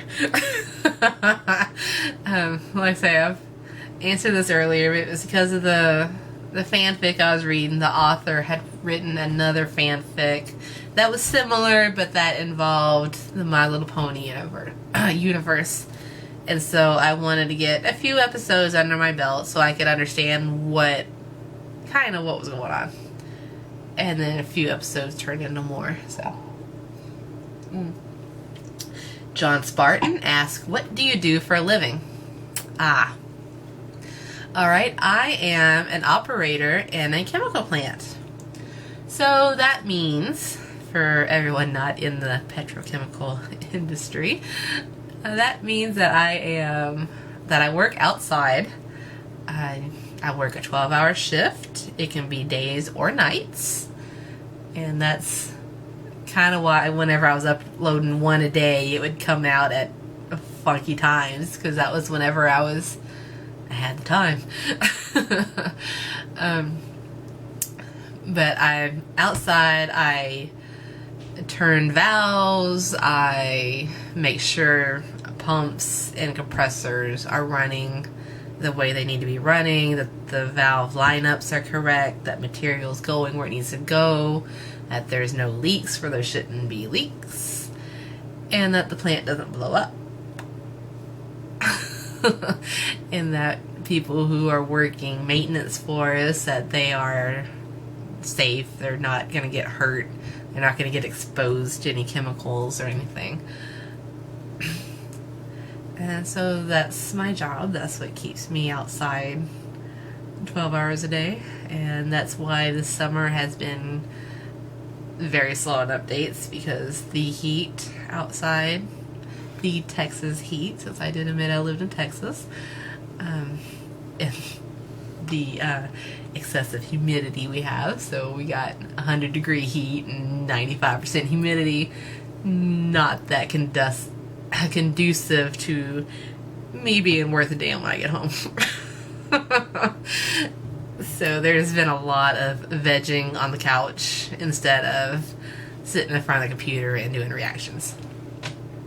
But honestly, you wouldn't want me to do a reaction after a hard day of work, because I wouldn't be into it.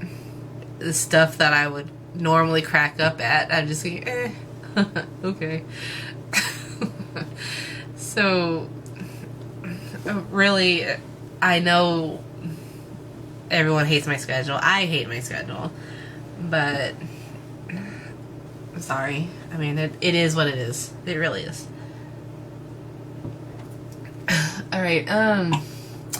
Mark Fulgencio asks, what do you think season 5 is going to be like? And he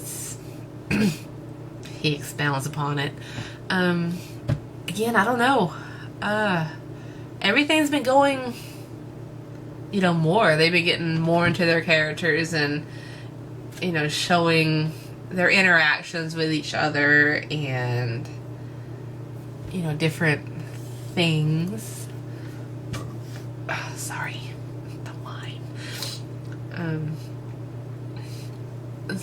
And I don't build up expectations. I don't. So I can't tell you what I think it's going to be like, because I don't know. I don't know. Open Clear Skies asks 2 questions. The first one is, what are your favorite YouTubers? The Nostalgia Critic. I know he's not really a YouTuber. He's got his own site, but I'll watch his channel on YouTube quite often. If you haven't, you should, but if you're offended by bad language, probably not the video you should be watching. But I do enjoy his videos.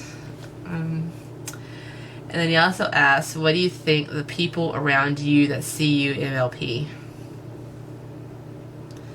What do you think the people around you that see you MLP?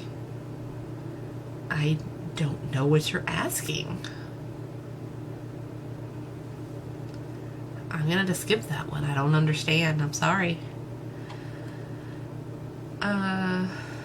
Nur Asla Aslam asks, who is your favorite brony?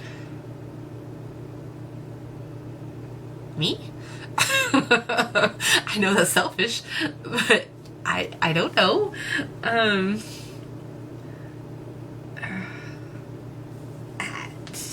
don't know. I enjoy what Narrator 007 says in his comments. I enjoy those. Animation Analysis, he comes up with some good stuff too. Monica Roche, she's got some interesting things to say, particularly when it's a Fluttershy episode. I do enjoy reading. Wow. I need to put you down. Reading what she has to say. Brony Burning Axe, we've been getting along alright. I really don't know about a favorite brony. I mean, that's random. What version of MLP that you love most? Generation 4, the one I'm watching. Yes. And he asked, how do you feel when you got 5,000 subscribers? Flabbergasted. Like, shut my mouth wide open. Flabbergasted. Oh my god, guys. I still can't believe it. I've got more than 5,000 subscribers. I think right this moment, last time I checked, which was before I actually started this video, it was like at 5,095. So I'm probably at like 5,100 right now. Oh my god. You guys. why do you like listening to me? I don't understand. I really don't. I don't understand why you like listening to me. I don't understand why you like my laugh. What the crap, dude? But, you know, you like it. There it is. It's laughing. I am a giggly person. I really am. And now I'm getting a little bit more tipsy. But I honestly wouldn't be speaking in front of the camera if I wasn't. What is your job right now? I think I just answered that a few minutes ago. And let me pause this because we're at that time again. Alright, this is what, number 7? It is 10 till 5, guys. 10 till 5. I started at 3. If you're still watching, congratulations, you get an internet cookie. I think I should have some background music going on, because just listening to me talk is... I don't know how you're still here. I wouldn't be. Alright, Metal Guy 40 asks, what do you feel has changed or progressed as the series goes on? Do you feel it's the right choice or something else? Oh, what if I feel has changed or progressed? Oh, well, they have had some character development, which I absolutely fucking love. Sorry, there's another curse word. Wine. Loosening my tongue a little. So I love that they're doing the character development. So, I mean, each of the main 6, if you look at them now, you can tell that they was different from in season 1. Which is amazing. You do not see that in cartoons meant for little children. Because everyone thinks children are idiots, I guess.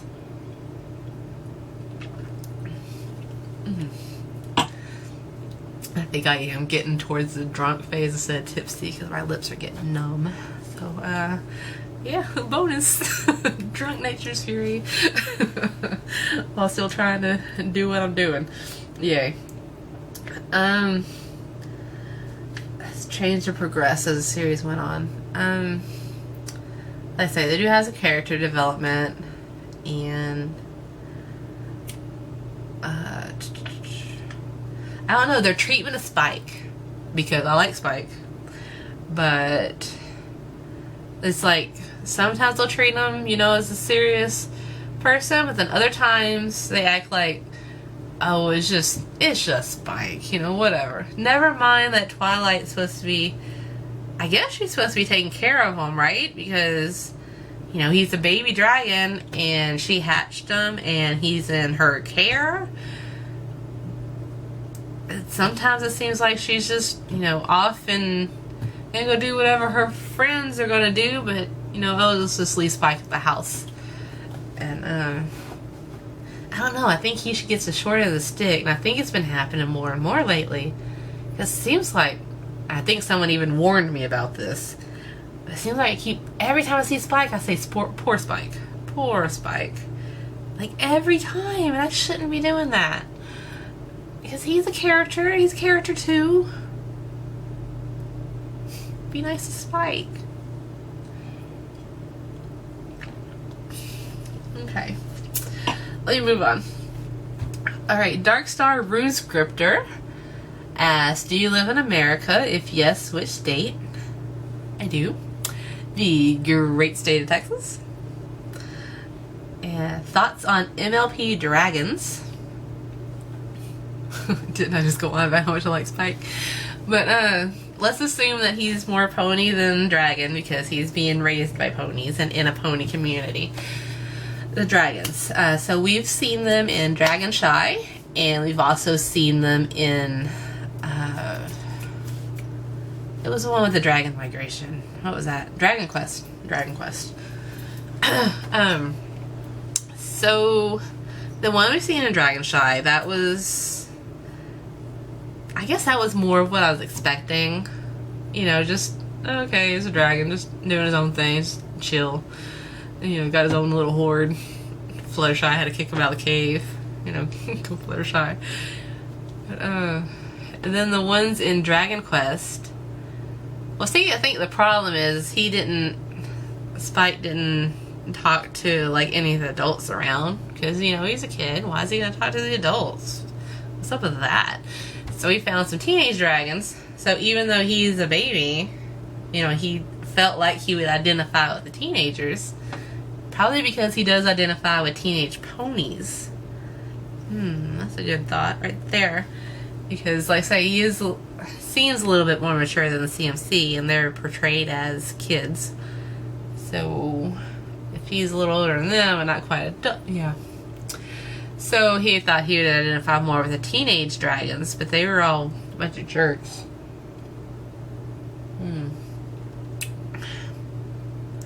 But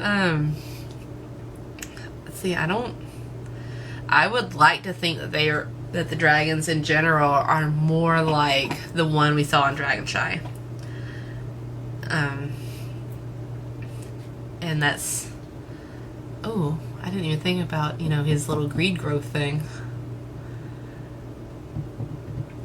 Perhaps dragons keep that under control, and that's one thing that they keep their youngsters from doing. Because none of those teenage dragons, none of them are huge. So that's bound to be something they keep under control in their own communities. I don't know. I think it'd be an interesting concept to explore. I don't know if we'll see it though. Hopefully we will. That'd be interesting. Good question. Then he also asked favorite song and music. Well, I listed my favorite songs earlier, so I don't know about any particular piece of music. Well, the one in the Showstoppers with the CMC before they, you know, as they was trying to, after they got the clubhouse, but before they got to the show, that little bit of music. I do enjoy that. The do do do do do do do do do. I like that one. Alright, Crystal Latour asks, what's your favorite Pokemon? I didn't watch Pokemon. Sorry. I cannot answer that question. Alright, Peace Out Girl 341 asks, how would you rank the main 6? I already did that. And what do you like most about MLP and why? Character development and continuity and the depth of character. I mean, I don't want to say I don't care, but you can put them in any situation. How's that? And as long as there is character development and continuity and the characters are interesting, which is what I kind of mean by depth of character. Like, you see something, but then up underneath that, if you watch just a little bit more, you can kind of see, oh, well, there's this aspect of their personality. Like, oh, like in Sonic Rainbow, whenever Rainbow had her little stage fright incident, yeah, you wouldn't think that of Rainbow.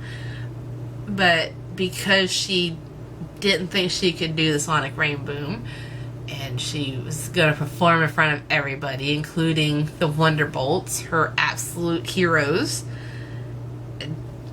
she was getting nervous. And then, you know, everything that happened just kind of increased her nervousness about it.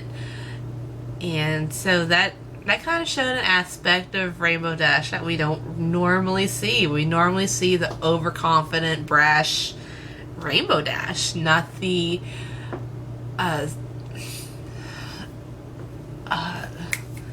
words disappeared.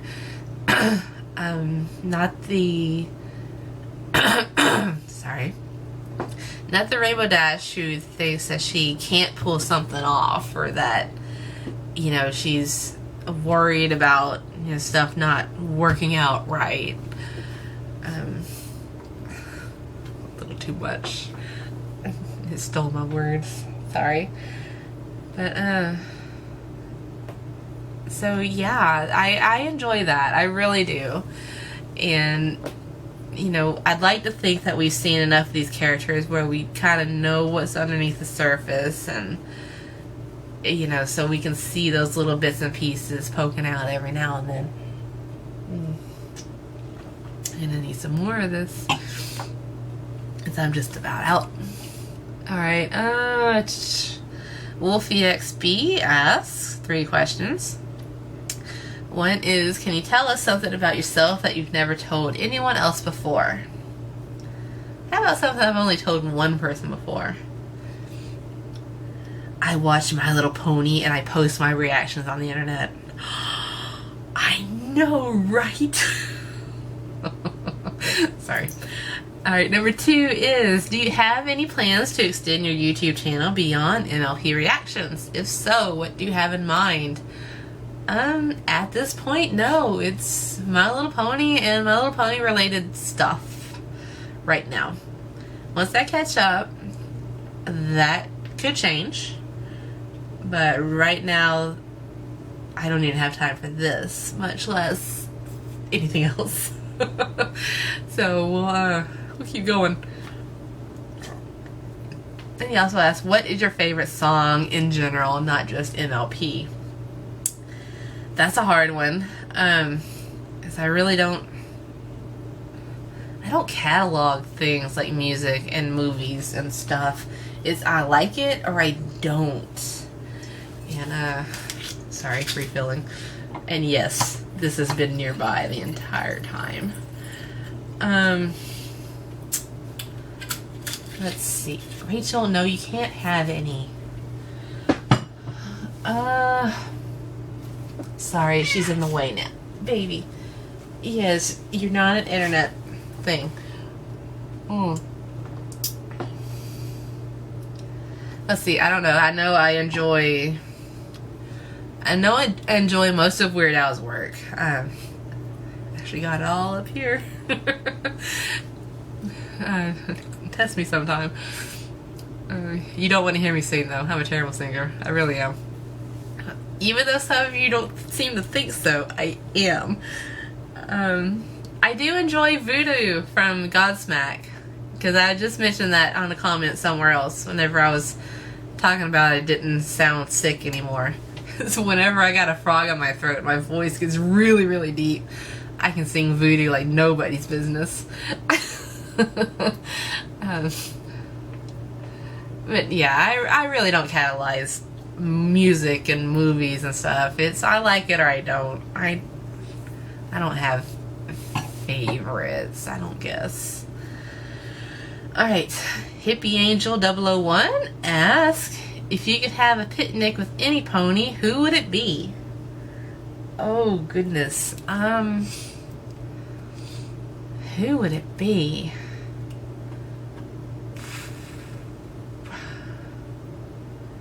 I don't know. I think they would all be interesting to have a picnic with. Let me go with... Let me go with Rarity. Because, like I say, I do think she's an interesting pony. And then, there would bound to be some dramatics or something because we're outside. And she might have to summon her drama couch or something again. So why not? Let's see. She also asked, and who of the main 6 would you like to be your sister?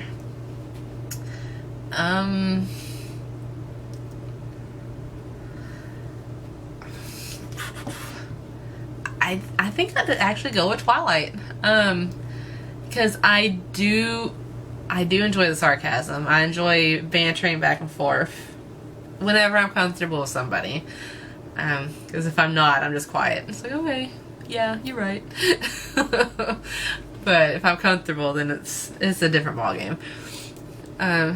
So I think, you know, with her love of books and my love of books and then our sarcasm and whatever else, I think she'd be a pretty cool sister to have. And finally, who's your favorite villain of the show? Well, like I say, I think it's the one that showed up in the season 2 finale. Alright. Rachel, no one wants to see you stretch. God. Sorry. I don't know what's her problem. Yeah, I do know what's her problem. She thinks I'm ignoring her all the time. I restrained myself from cussing. I did. Alright, Battery Surf asks, what do you think of bronies? They're people? I mean, I don't know. They say they're people who like My Little Pony. I like My Little Pony. So I don't see anything odd. I don't know. And let me pause this because I'm getting to the 15-minute mark. Hold on. Alright, and this is what, number 7? Why are you still here, guys? It's been an hour and a half. If I haven't got to your question, I'm sorry, but oh my god. Why are you still watching me? I am not this interesting. I really ain't. Alright. So, the animation wow, I'm drunk too. The animation analyst asks, your favorite episodes from season 1 through 3. Oh, you know what? I actually initially read this as favorite episode from each season. That's not what he's asking. But I did already rank them out. So, my favorite episode from season 1, as I've mentioned, Dog and Pony Show. It's the one that got me hooked, so it's got a special place in my heart. And Rarity whining is just awesome. But I thought you wanted whining. Sorry. Season 2. Wow, another Rarity one. Sisterhood Social. I just enjoyed the sister interactions. I really did.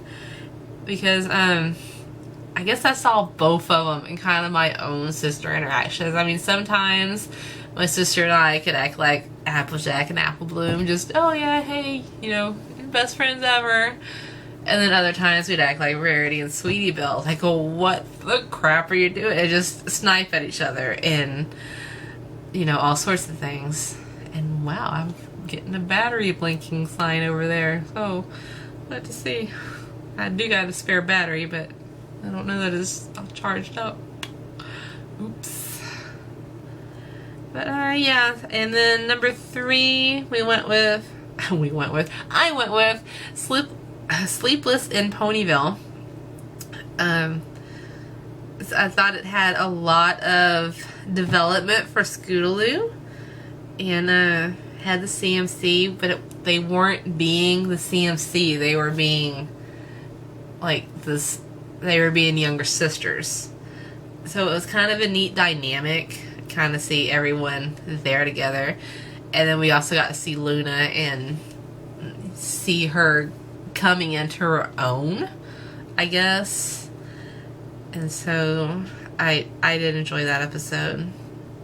I might not have mentioned it too much in the review, but you know, just looking back at stuff, it's like, oh, out of this list of stuff, that one, let's go with that one. That's the favorite as of this point in time, which is 5:09 Central Standard Time on September 21st, 2015. So that could change in 30 minutes. Just depends. But as of right now, that's what I got. Alright, and he also asked, have you ever seen the movie Wreck-It Ralph? If so, what did you think of it? If not, why? It took me a while to watch this one. It really did. I guess I just wasn't expecting it to be anything. So I didn't watch it. Eventually I did, because I figured, why not? Let's give it a try. And I liked it. I thought it was a very good movie. I did enjoy that it was like the 1980s video games, and all the characters actually knew what was going on. and the one character stuck in the role of villain, even though what he did wasn't really villainous. It was just the setup for that particular video game. It's like, oh, I'm gonna wreck it. But then he kind of got drawn into the more current video games, like the racing game and then the alien invading game, and I thought it was really well done, and I enjoyed the thought that went into it, you know, how the games have progressed throughout the years and kind of what was hip at what point in time, and you know how, you know, if the characters are self-aware, you know, kind of what they would think of what was going on. Why am I reviewing Wreck-It Ralph in a question and answer session? Overall, I enjoyed it, and I've recommended it to other people who I know have not seen it yet. Like, I think you'll be surprised, especially if you enjoy video games or have enjoyed them at any point in time, especially when they came out in the 80s. So sorry, that whole sinus thing again. But so yeah, I was surprised, and I did enjoy Wreck-It Ralph, and I have suggested it to other people. Alright, he also asked, who's your favorite voice actress in Friendship is Magic, and why? Let's see, I think I don't know the names right now, but I think the one that does the voice for Applejack and Rainbow Dash is pretty spot on. I mean, because I guess Andrea Libman, is that her name? Where she does Pinkie Pie and Fluttershy. Every now and then she kind of bleed over into each other's voice. I have not heard that in Applejack and Rainbow Dash. Particularly because she's able to switch between Applejack with an accent and Rainbow Dash with her kind of a raspy voice. And so they're different enough, and I'm really impressed with the voice actress to be able to do that continuously, not just like a one-off show. I mean, her job is to voice those two main characters. So, you know, go her. I don't remember what her name is, but you're awesome. Alright, the Speedy Yoshi asks, what accent do you have? And also, how old are you? Again, I'm from Texas. I've got family from deep East Texas, so my accent's a little thicker than quite a lot of people. I guess unless I lived in East Texas. But I don't. I'm on the coast. I'm in one of the cities. But, so that's the accent I have, is a Texas accent. And how old are you? I've mentioned. You might have to do some math, but I did mention. Alright, Jelly Beans asking favorite YouTuber. I still go with Nostalgia Critic. Or, let's go with the Black Nerd. He's good. And he is a YouTuber, whereas Nostalgia Critic has his own website. So let's go with the Black Nerd. I'm a little nerdy too, so. Alright, Mike Hunt asks, how many Bronies Pegasisters do you think there are in the world? I don't know. I don't know. I guess there's more than 5,000 that is subscribed to my channel. Which should just be a fraction of the population. So, 100,000 or so? You know, say, I don't know. Alright. And then, let's go to Sesame-chan, which has a whole lot of questions. Like a lot. Alright, his first one is, so how do you feel about being shipped with Burning Axe? just because you gave him a shout out? And do you think a real friendship or a collab will come of it? I think it's pretty hilarious that someone just decided, oh, well, there's these two. It's a girl and a boy. They need to be together. I don't know anything about Brony Burning Axe. I mean, I watched a couple of his videos, enough where I said, hey guys, y'all need to go check this guy out. I think he's pretty cool. Other than that, and that I think he lives in the UK. I don't know anything about him. But, like I say, but because of this whole thing, we've actually started talking a little bit. And because he gave me fan art, there's like 3 pieces of fan art, which y'all know I appreciate the fan art. So if any of y'all want to give me some, I'll use it somewhere. Yeah, so I think it's funny. I really do. That someone just decided that we should be together. Like, okay, no redeeming qualities of either of us. Just, oh, y'all two together. Okay, whatever.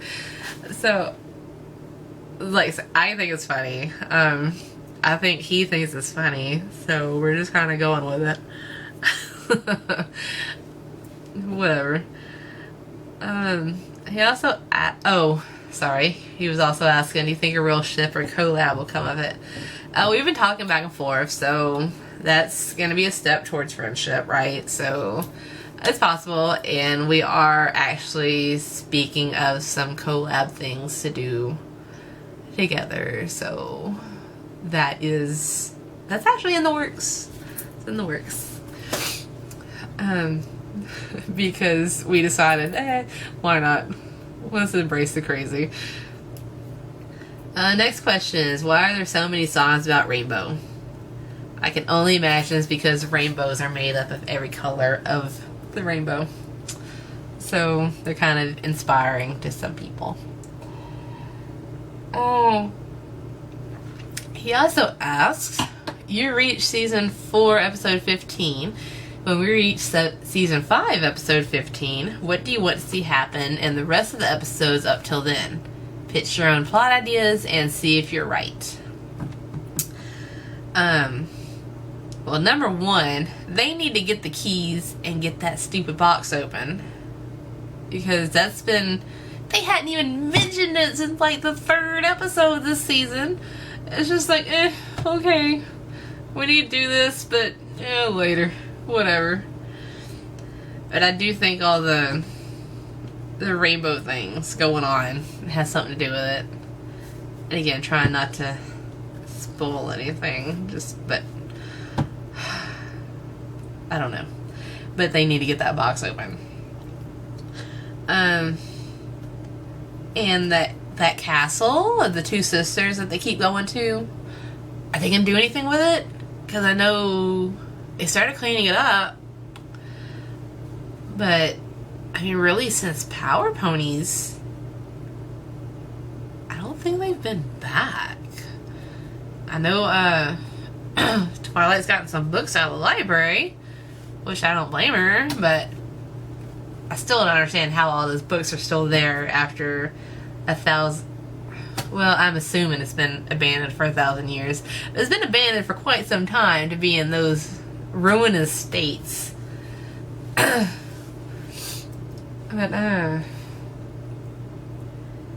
yeah, are they gonna do anything with that, or is it just gonna be yet another set piece? And how come the Everfree Forest doesn't seem to be as threatening to them anymore? Is it because of the tree? I mean, that kind of makes sense, but it kind of doesn't. I wish they would explain something. It's just all of a sudden they're always going to the castle. Whereas, like, season 1, episode 2, they're like, no, we can't go in the Everfree. What, are you crazy? And they went.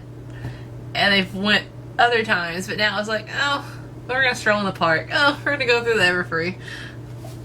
What happened? Is it because of the tree? I mean, really. Someone had mentioned that in one of the comments, but is it because of the tree? Do we get confirmation on that, or is it a fan theory? What is going on? I don't know. Oh, and then another thing is I would like to see more, without spoiling anything, I'd like to see more responsibilities for Twilight. I mean, since the season 3 finale, really hasn't done anything with it, with what happened. I mean, maybe a thing here and there, but okay. Can it just happen to anyone and it'd be okay? I mean, she got promoted, basically, so shouldn't there be something that she needs to be doing? As opposed to just keep being Twilight? Which I appreciate her being just Twilight, but shouldn't there be something else going on? Shouldn't there be something? It's like they did that and then they just kind of dropped it. And they only mention it occasionally, which is crazy. Crazy. And I'm at the 15-minute mark again, so hold on. Alright, here we go. This is what, number 8? Wow. So same dude, Sesame-chan, asks, how do you stay blind? And whose videos will you watch when you caught up? Well, I stay blind through force of will. Really, I do. And I think I mentioned earlier, you know, what I avoid doing and stuff. Oh, sorry. That was gross. And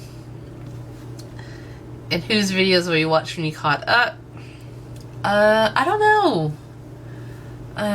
I've heard other good reactors. I'll probably just run a search for MLP blind reaction and see what pops up, and whomever is there, and if I like their video, I'll watch theirs. It's you'll act like I have plans. I really don't. Just, no, I'm here. Okay, this next question is, you're going on an epic quest and don't know what's ahead and can only take 3 ponies with you. You need to be ready for anything and don't know if you're better off with brains, brawn, or a particular skill. Who do you bring with you? Open to all ponies, not just main 6.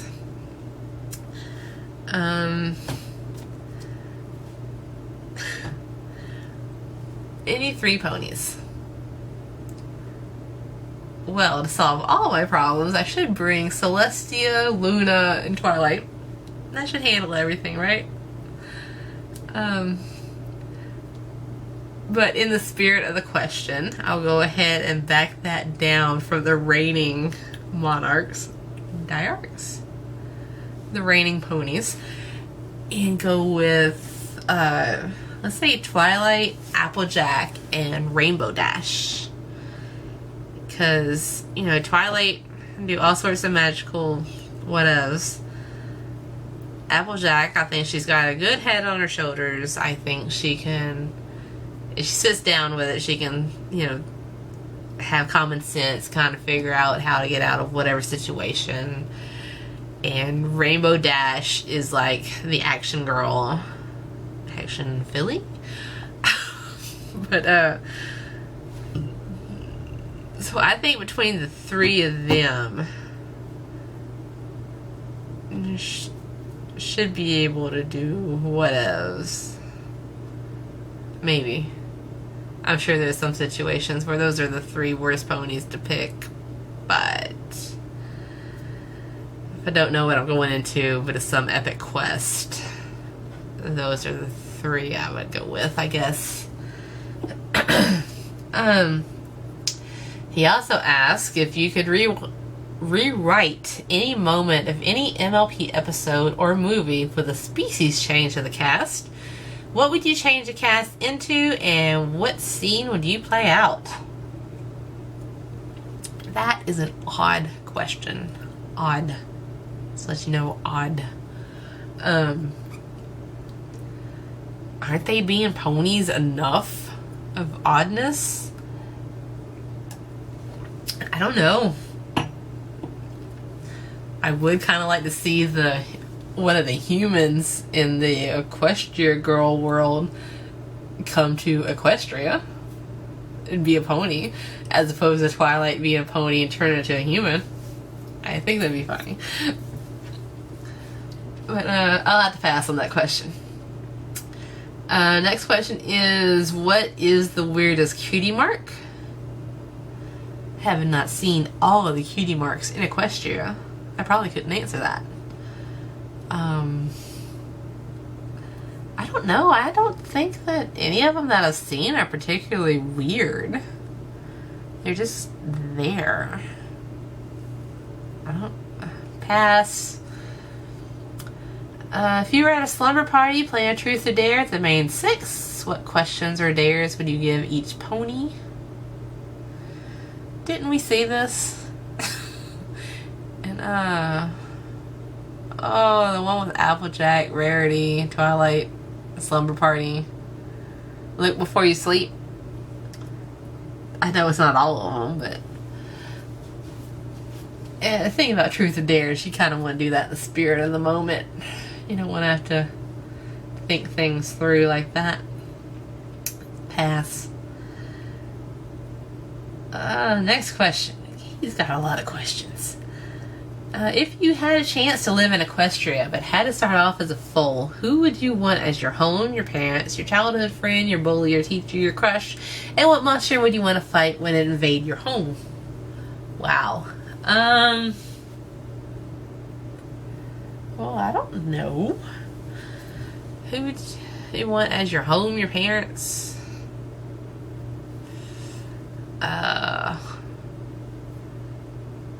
Yeah.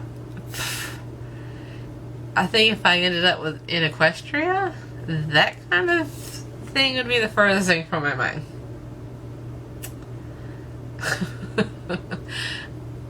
Pass. I don't know. Who wants a flugelhorn? I'll take a flugelhorn. Flugelhorn. What's been your favorite moment you reacted to so far?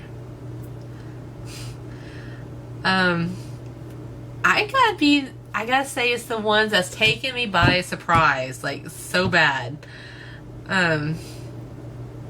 Like, Party of One, Lesson 0, Canterlot Wedding, like the beginning and the ending of the first part.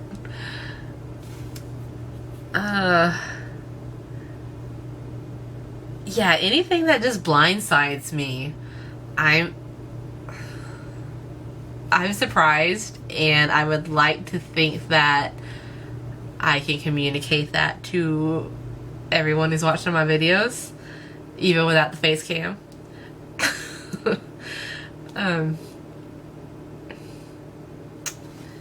Yes. I don't want to pinpoint anything in particular because, like, say I'm trying to avoid spoilers in case someone is just joining us or hadn't watched everything I have or whatever. Alright, and he also asked, and what would you do with a free muffin? Well, I'm a fatty, so I would eat it. I do enjoy muffins. Unless they're like that chocolate chip. I really don't like chocolate. I know, weird. I don't like it. Alright, William Johnson asks, will you continue your awesome YouTube career? Sure. I mean, once I'm done with MLP, there's still, like, say, FanWorks. There's still fan fiction. I'll read fan fiction. I mean, so I don't see me killing this channel at any point in time. Alright, wow, I cannot read this guy's name. Javayuriz Fimperns, aka David. I can do the aka David. Hey David, this is your question. Did you hear songs from the fandom? If you do, is there a particular song you like the most? Well, again, I try to stay away from other things unless a commenter has told me, okay, well, this is safe for you to watch and here's a link. I typically won't go looking for like remixes of Winter Wrap Up, just for example. I mean, if I stumble across them, usually through the comments, if someone's posting them, it's like, hey, you should listen to this. You know, I might listen to it. That's not 100%, but it's a good possibility, but not 100%. But I don't. Yeah, I don't know. I'm sorry. I'm still trying to keep myself insulated from everything, just so my blind reactions will continue to be blind. And that's hard. It really is. Especially since I've been doing this since January. You know how hard it is at work not to type in something MLP related into Google. Well, they don't have me busting ass outside for 12 hours anyway. Let's see. Erwin Guerrera asks, are you ever going to go back to the 1 episode per day in the foreseeable future? Unfortunately, probably not in the foreseeable future. I'm trying to do better. I really am. But, you know, that'll probably last for a little bit. Like I say, with it being summer and with my current job and everything, sometimes time just gets away from me because I'm recuperating or there's other things going on, you know, life and stuff. And basically whenever I was doing it 1 a day, I had actually had like 4 or 5 already prepared, and so I was ahead of myself. I'm just not there. And I can't believe this particular video is going on so long. It's 5:30, guys. 5:30. I started at 3. That's what, 3, 4, 2.5 hours? Guys, what? Why are you still watching? What? Go do something. Oh my god, if you're just waiting for me to get to your question. Insane. Of course, you're also seeing me get drunk, so I mean, maybe that's entertaining. I don't know. Alright, so one of my batteries just died, so I just had to replace the battery. I believe I was griping at you guys for watching me for 2.5 hours and getting drunk. Because I totally am, because I just realized that I actually have not had anything to eat since lunch yesterday. So, no wonder this is hitting me pretty hard. And I'm almost done with this particular bottle. But again, otherwise, I would not be able to talk to the camera. Because I see myself, and then I know you're looking at me. Stop looking at me. Alright, how in the world do you stay spoiler free? Still by Erwin Guerrera. Again, I keep my nose out of where it doesn't need to be. I don't search things on YouTube. I don't search things on Google. I do not have the channel that this show shows on, so I don't see the commercials. So I'm pretty good. The only thing I had to worry about is people spoiling stuff in the comments, which, like I say, someone did for the season 4 finale, so sorry guys, someone already spoiled that. I know who the villain is. Bad person, bad commenter, bad. Let's see. Lassie Scanning Jorgensen. And I'm so sorry I just mispronounced your name, because I know I did. Ask, what is your favorite season of MLP so far? Honestly, I'd have to say season 2, with a qualifier that I am not all the way through season 4 yet. So at the end of season 4, that could change. Because basically when I was looking at a list of episodes of what I've seen, season 2 held the greatest amount of, oh, that was a good one, oh, I liked that one. So according to that unscientific method, season 2 right now is the forerunner. That's not to say that season 4 won't be by the end of season 4. I'm just in the middle of it, so I don't have that much to go with. Although season 4 is ahead of season 3, I'll say that. So we'll see. Oscar Holt asks, why did you start to watch the show? Had you heard about bronies before watching the show? If so, what was your impression of them? Well, I believe I told y'all how I started to watch the show with the whole, fanfic and wanting to read another, and oh my god, I'm a nerd. Because I started watching the show because I wanted to read something else. So yeah, just translate that. Sorry. I had heard about bronies before watching the show. My impression, I don't know, I didn't really think anything in particular. I mean, they were just, people who enjoyed My Little Pony. I mean, I don't think anything particular about Trekkies. They're just people who enjoy Star Trek. And so it's, different strokes for different folks. That kind of thing. It didn't bother me now. Whatever. I mean, so no opinion? None? I'm good. Who's your favorite background pony? Oh, this is from Monica Roach. I think I mentioned your name. I don't know if I'm mispronouncing it. If I am, I'm sorry. Let's see. Background pony, I think I mentioned, but I'll go ahead and say again. It says, after 2.5 hours, you might have forgotten. Why are you watching this? I'll say Vinyl Scratch again because she's the DJ. She's got a cool little vibe going on, so I think I jive with her the best right now. Guest character. I guess that's one that only shows up every now and then.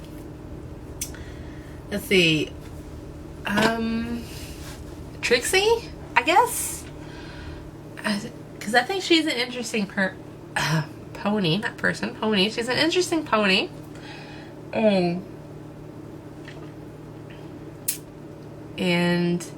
as we've seen more of her, I know that she likes peanut butter crackers.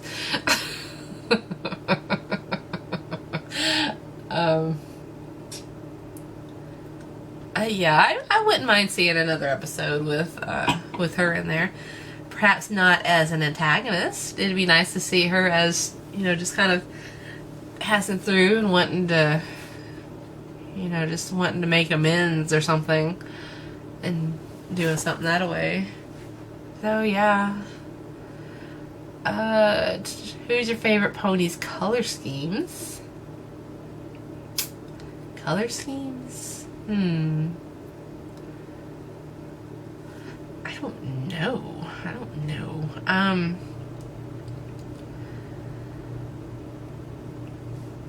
I'd have to go between Twilight and Rarity because I do like purple, and so they both got purple somewhere in there. Rarity with her mane and Twilight with her coat. I know that's not very specific, but that's, I don't know. Favorite pony song? Well, again, it was tied between True Friend, Apples to the Core, and Winter Wrap Up. Because I've searched for those individually. I've searched for others too, but those seem to be the most. And then it looks like Akernus answered what's up with the Brony Burning Axe fan art. And I kind of went over that a little bit too. Joe Habana asks Marvel or DC and top 3 superheroes. Again, I'm totally a Marvel girl. I was real into X-Men whenever I was younger, and still have a fond place in my heart for them. I guess my 3 favorite would have to be Storm. These are all comic book interpretations, by the way. The cartoons and especially the movies kind of went crazy. But Storm, the Nightcrawler, and Rogue. I will say Rogue kind of was influenced by the cartoon in the 90s. Just X-Men, not any other title, just X-Men. And if you have not watched that cartoon, and you're into superheroes, I would highly recommend that one. More than the one that came out a few years later in the 2000s. I don't even remember what that was called exactly, but it was just okay. But the original X-Men cartoon series is pretty epic. So yeah, watch that cartoon. My battery died in the middle of that last thing, so I don't know exactly where it cut right now because I haven't edited anything yet. Alright, so next person, Raptorman 132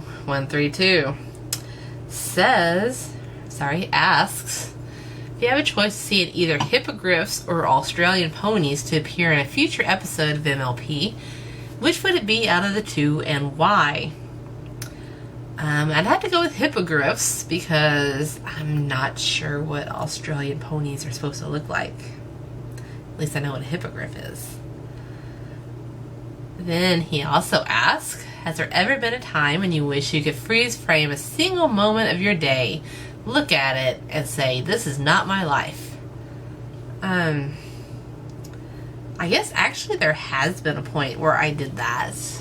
And then, shortly after, I went back to school and had a career change because I was looking at what I was doing.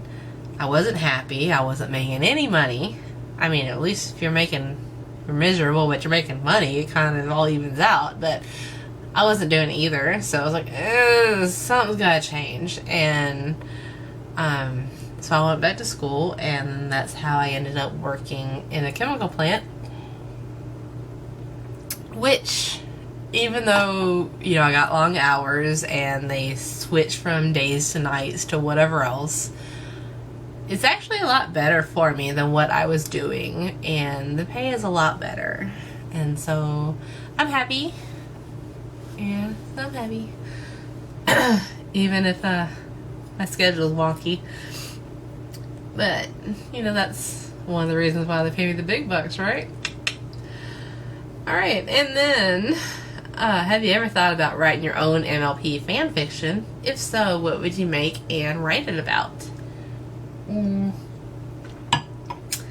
I probably, because I do start writing whenever I'm bored. I have actually written some fan fictions, not about My Little Pony, about other stuff.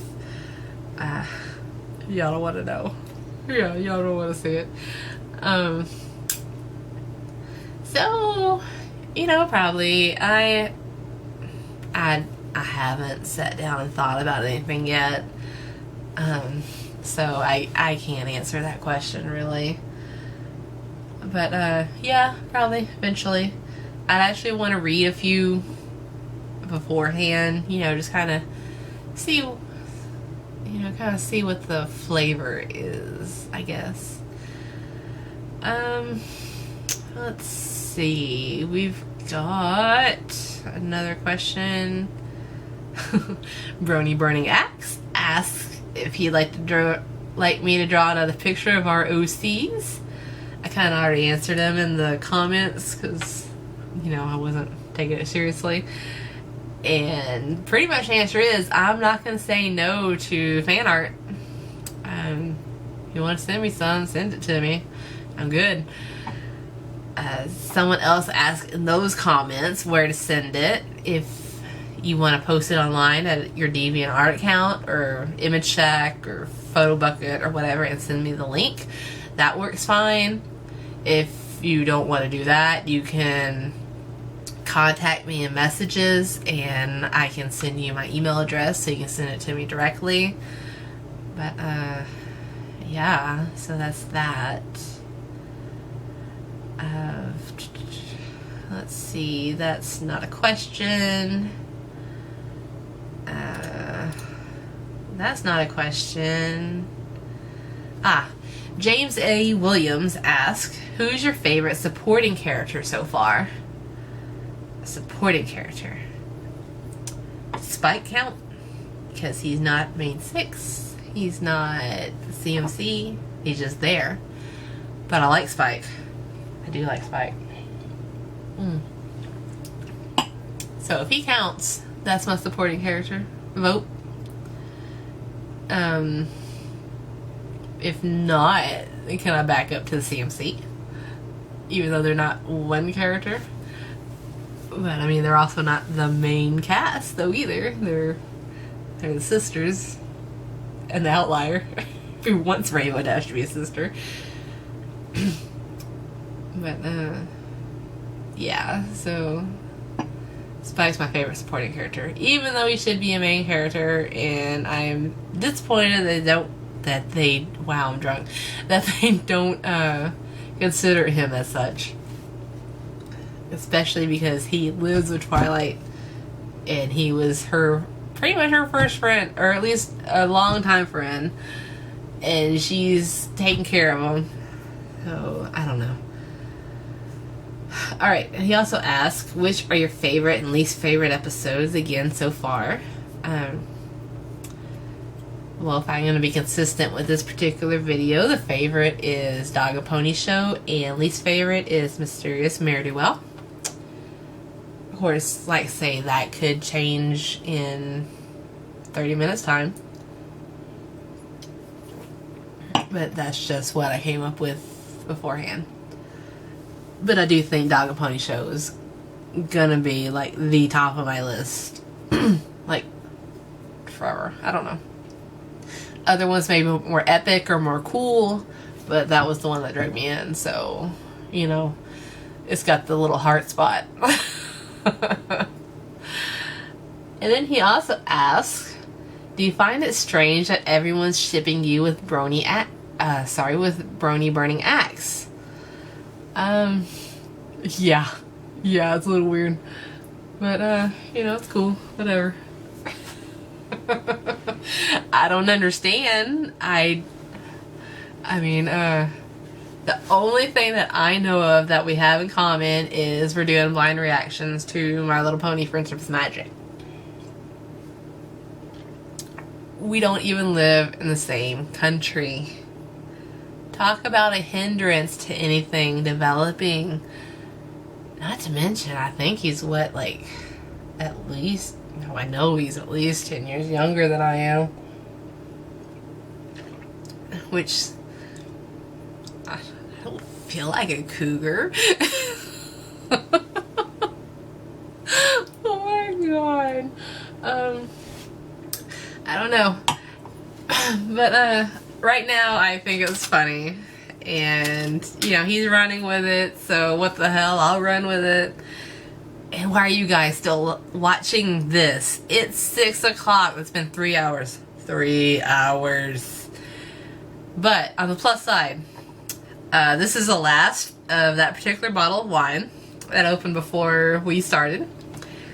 And that was the last question, you know, as of up to 3 p.m. today. And so I'm gonna call this quits. So that's all I have for y'all. I'll see you later. Bye.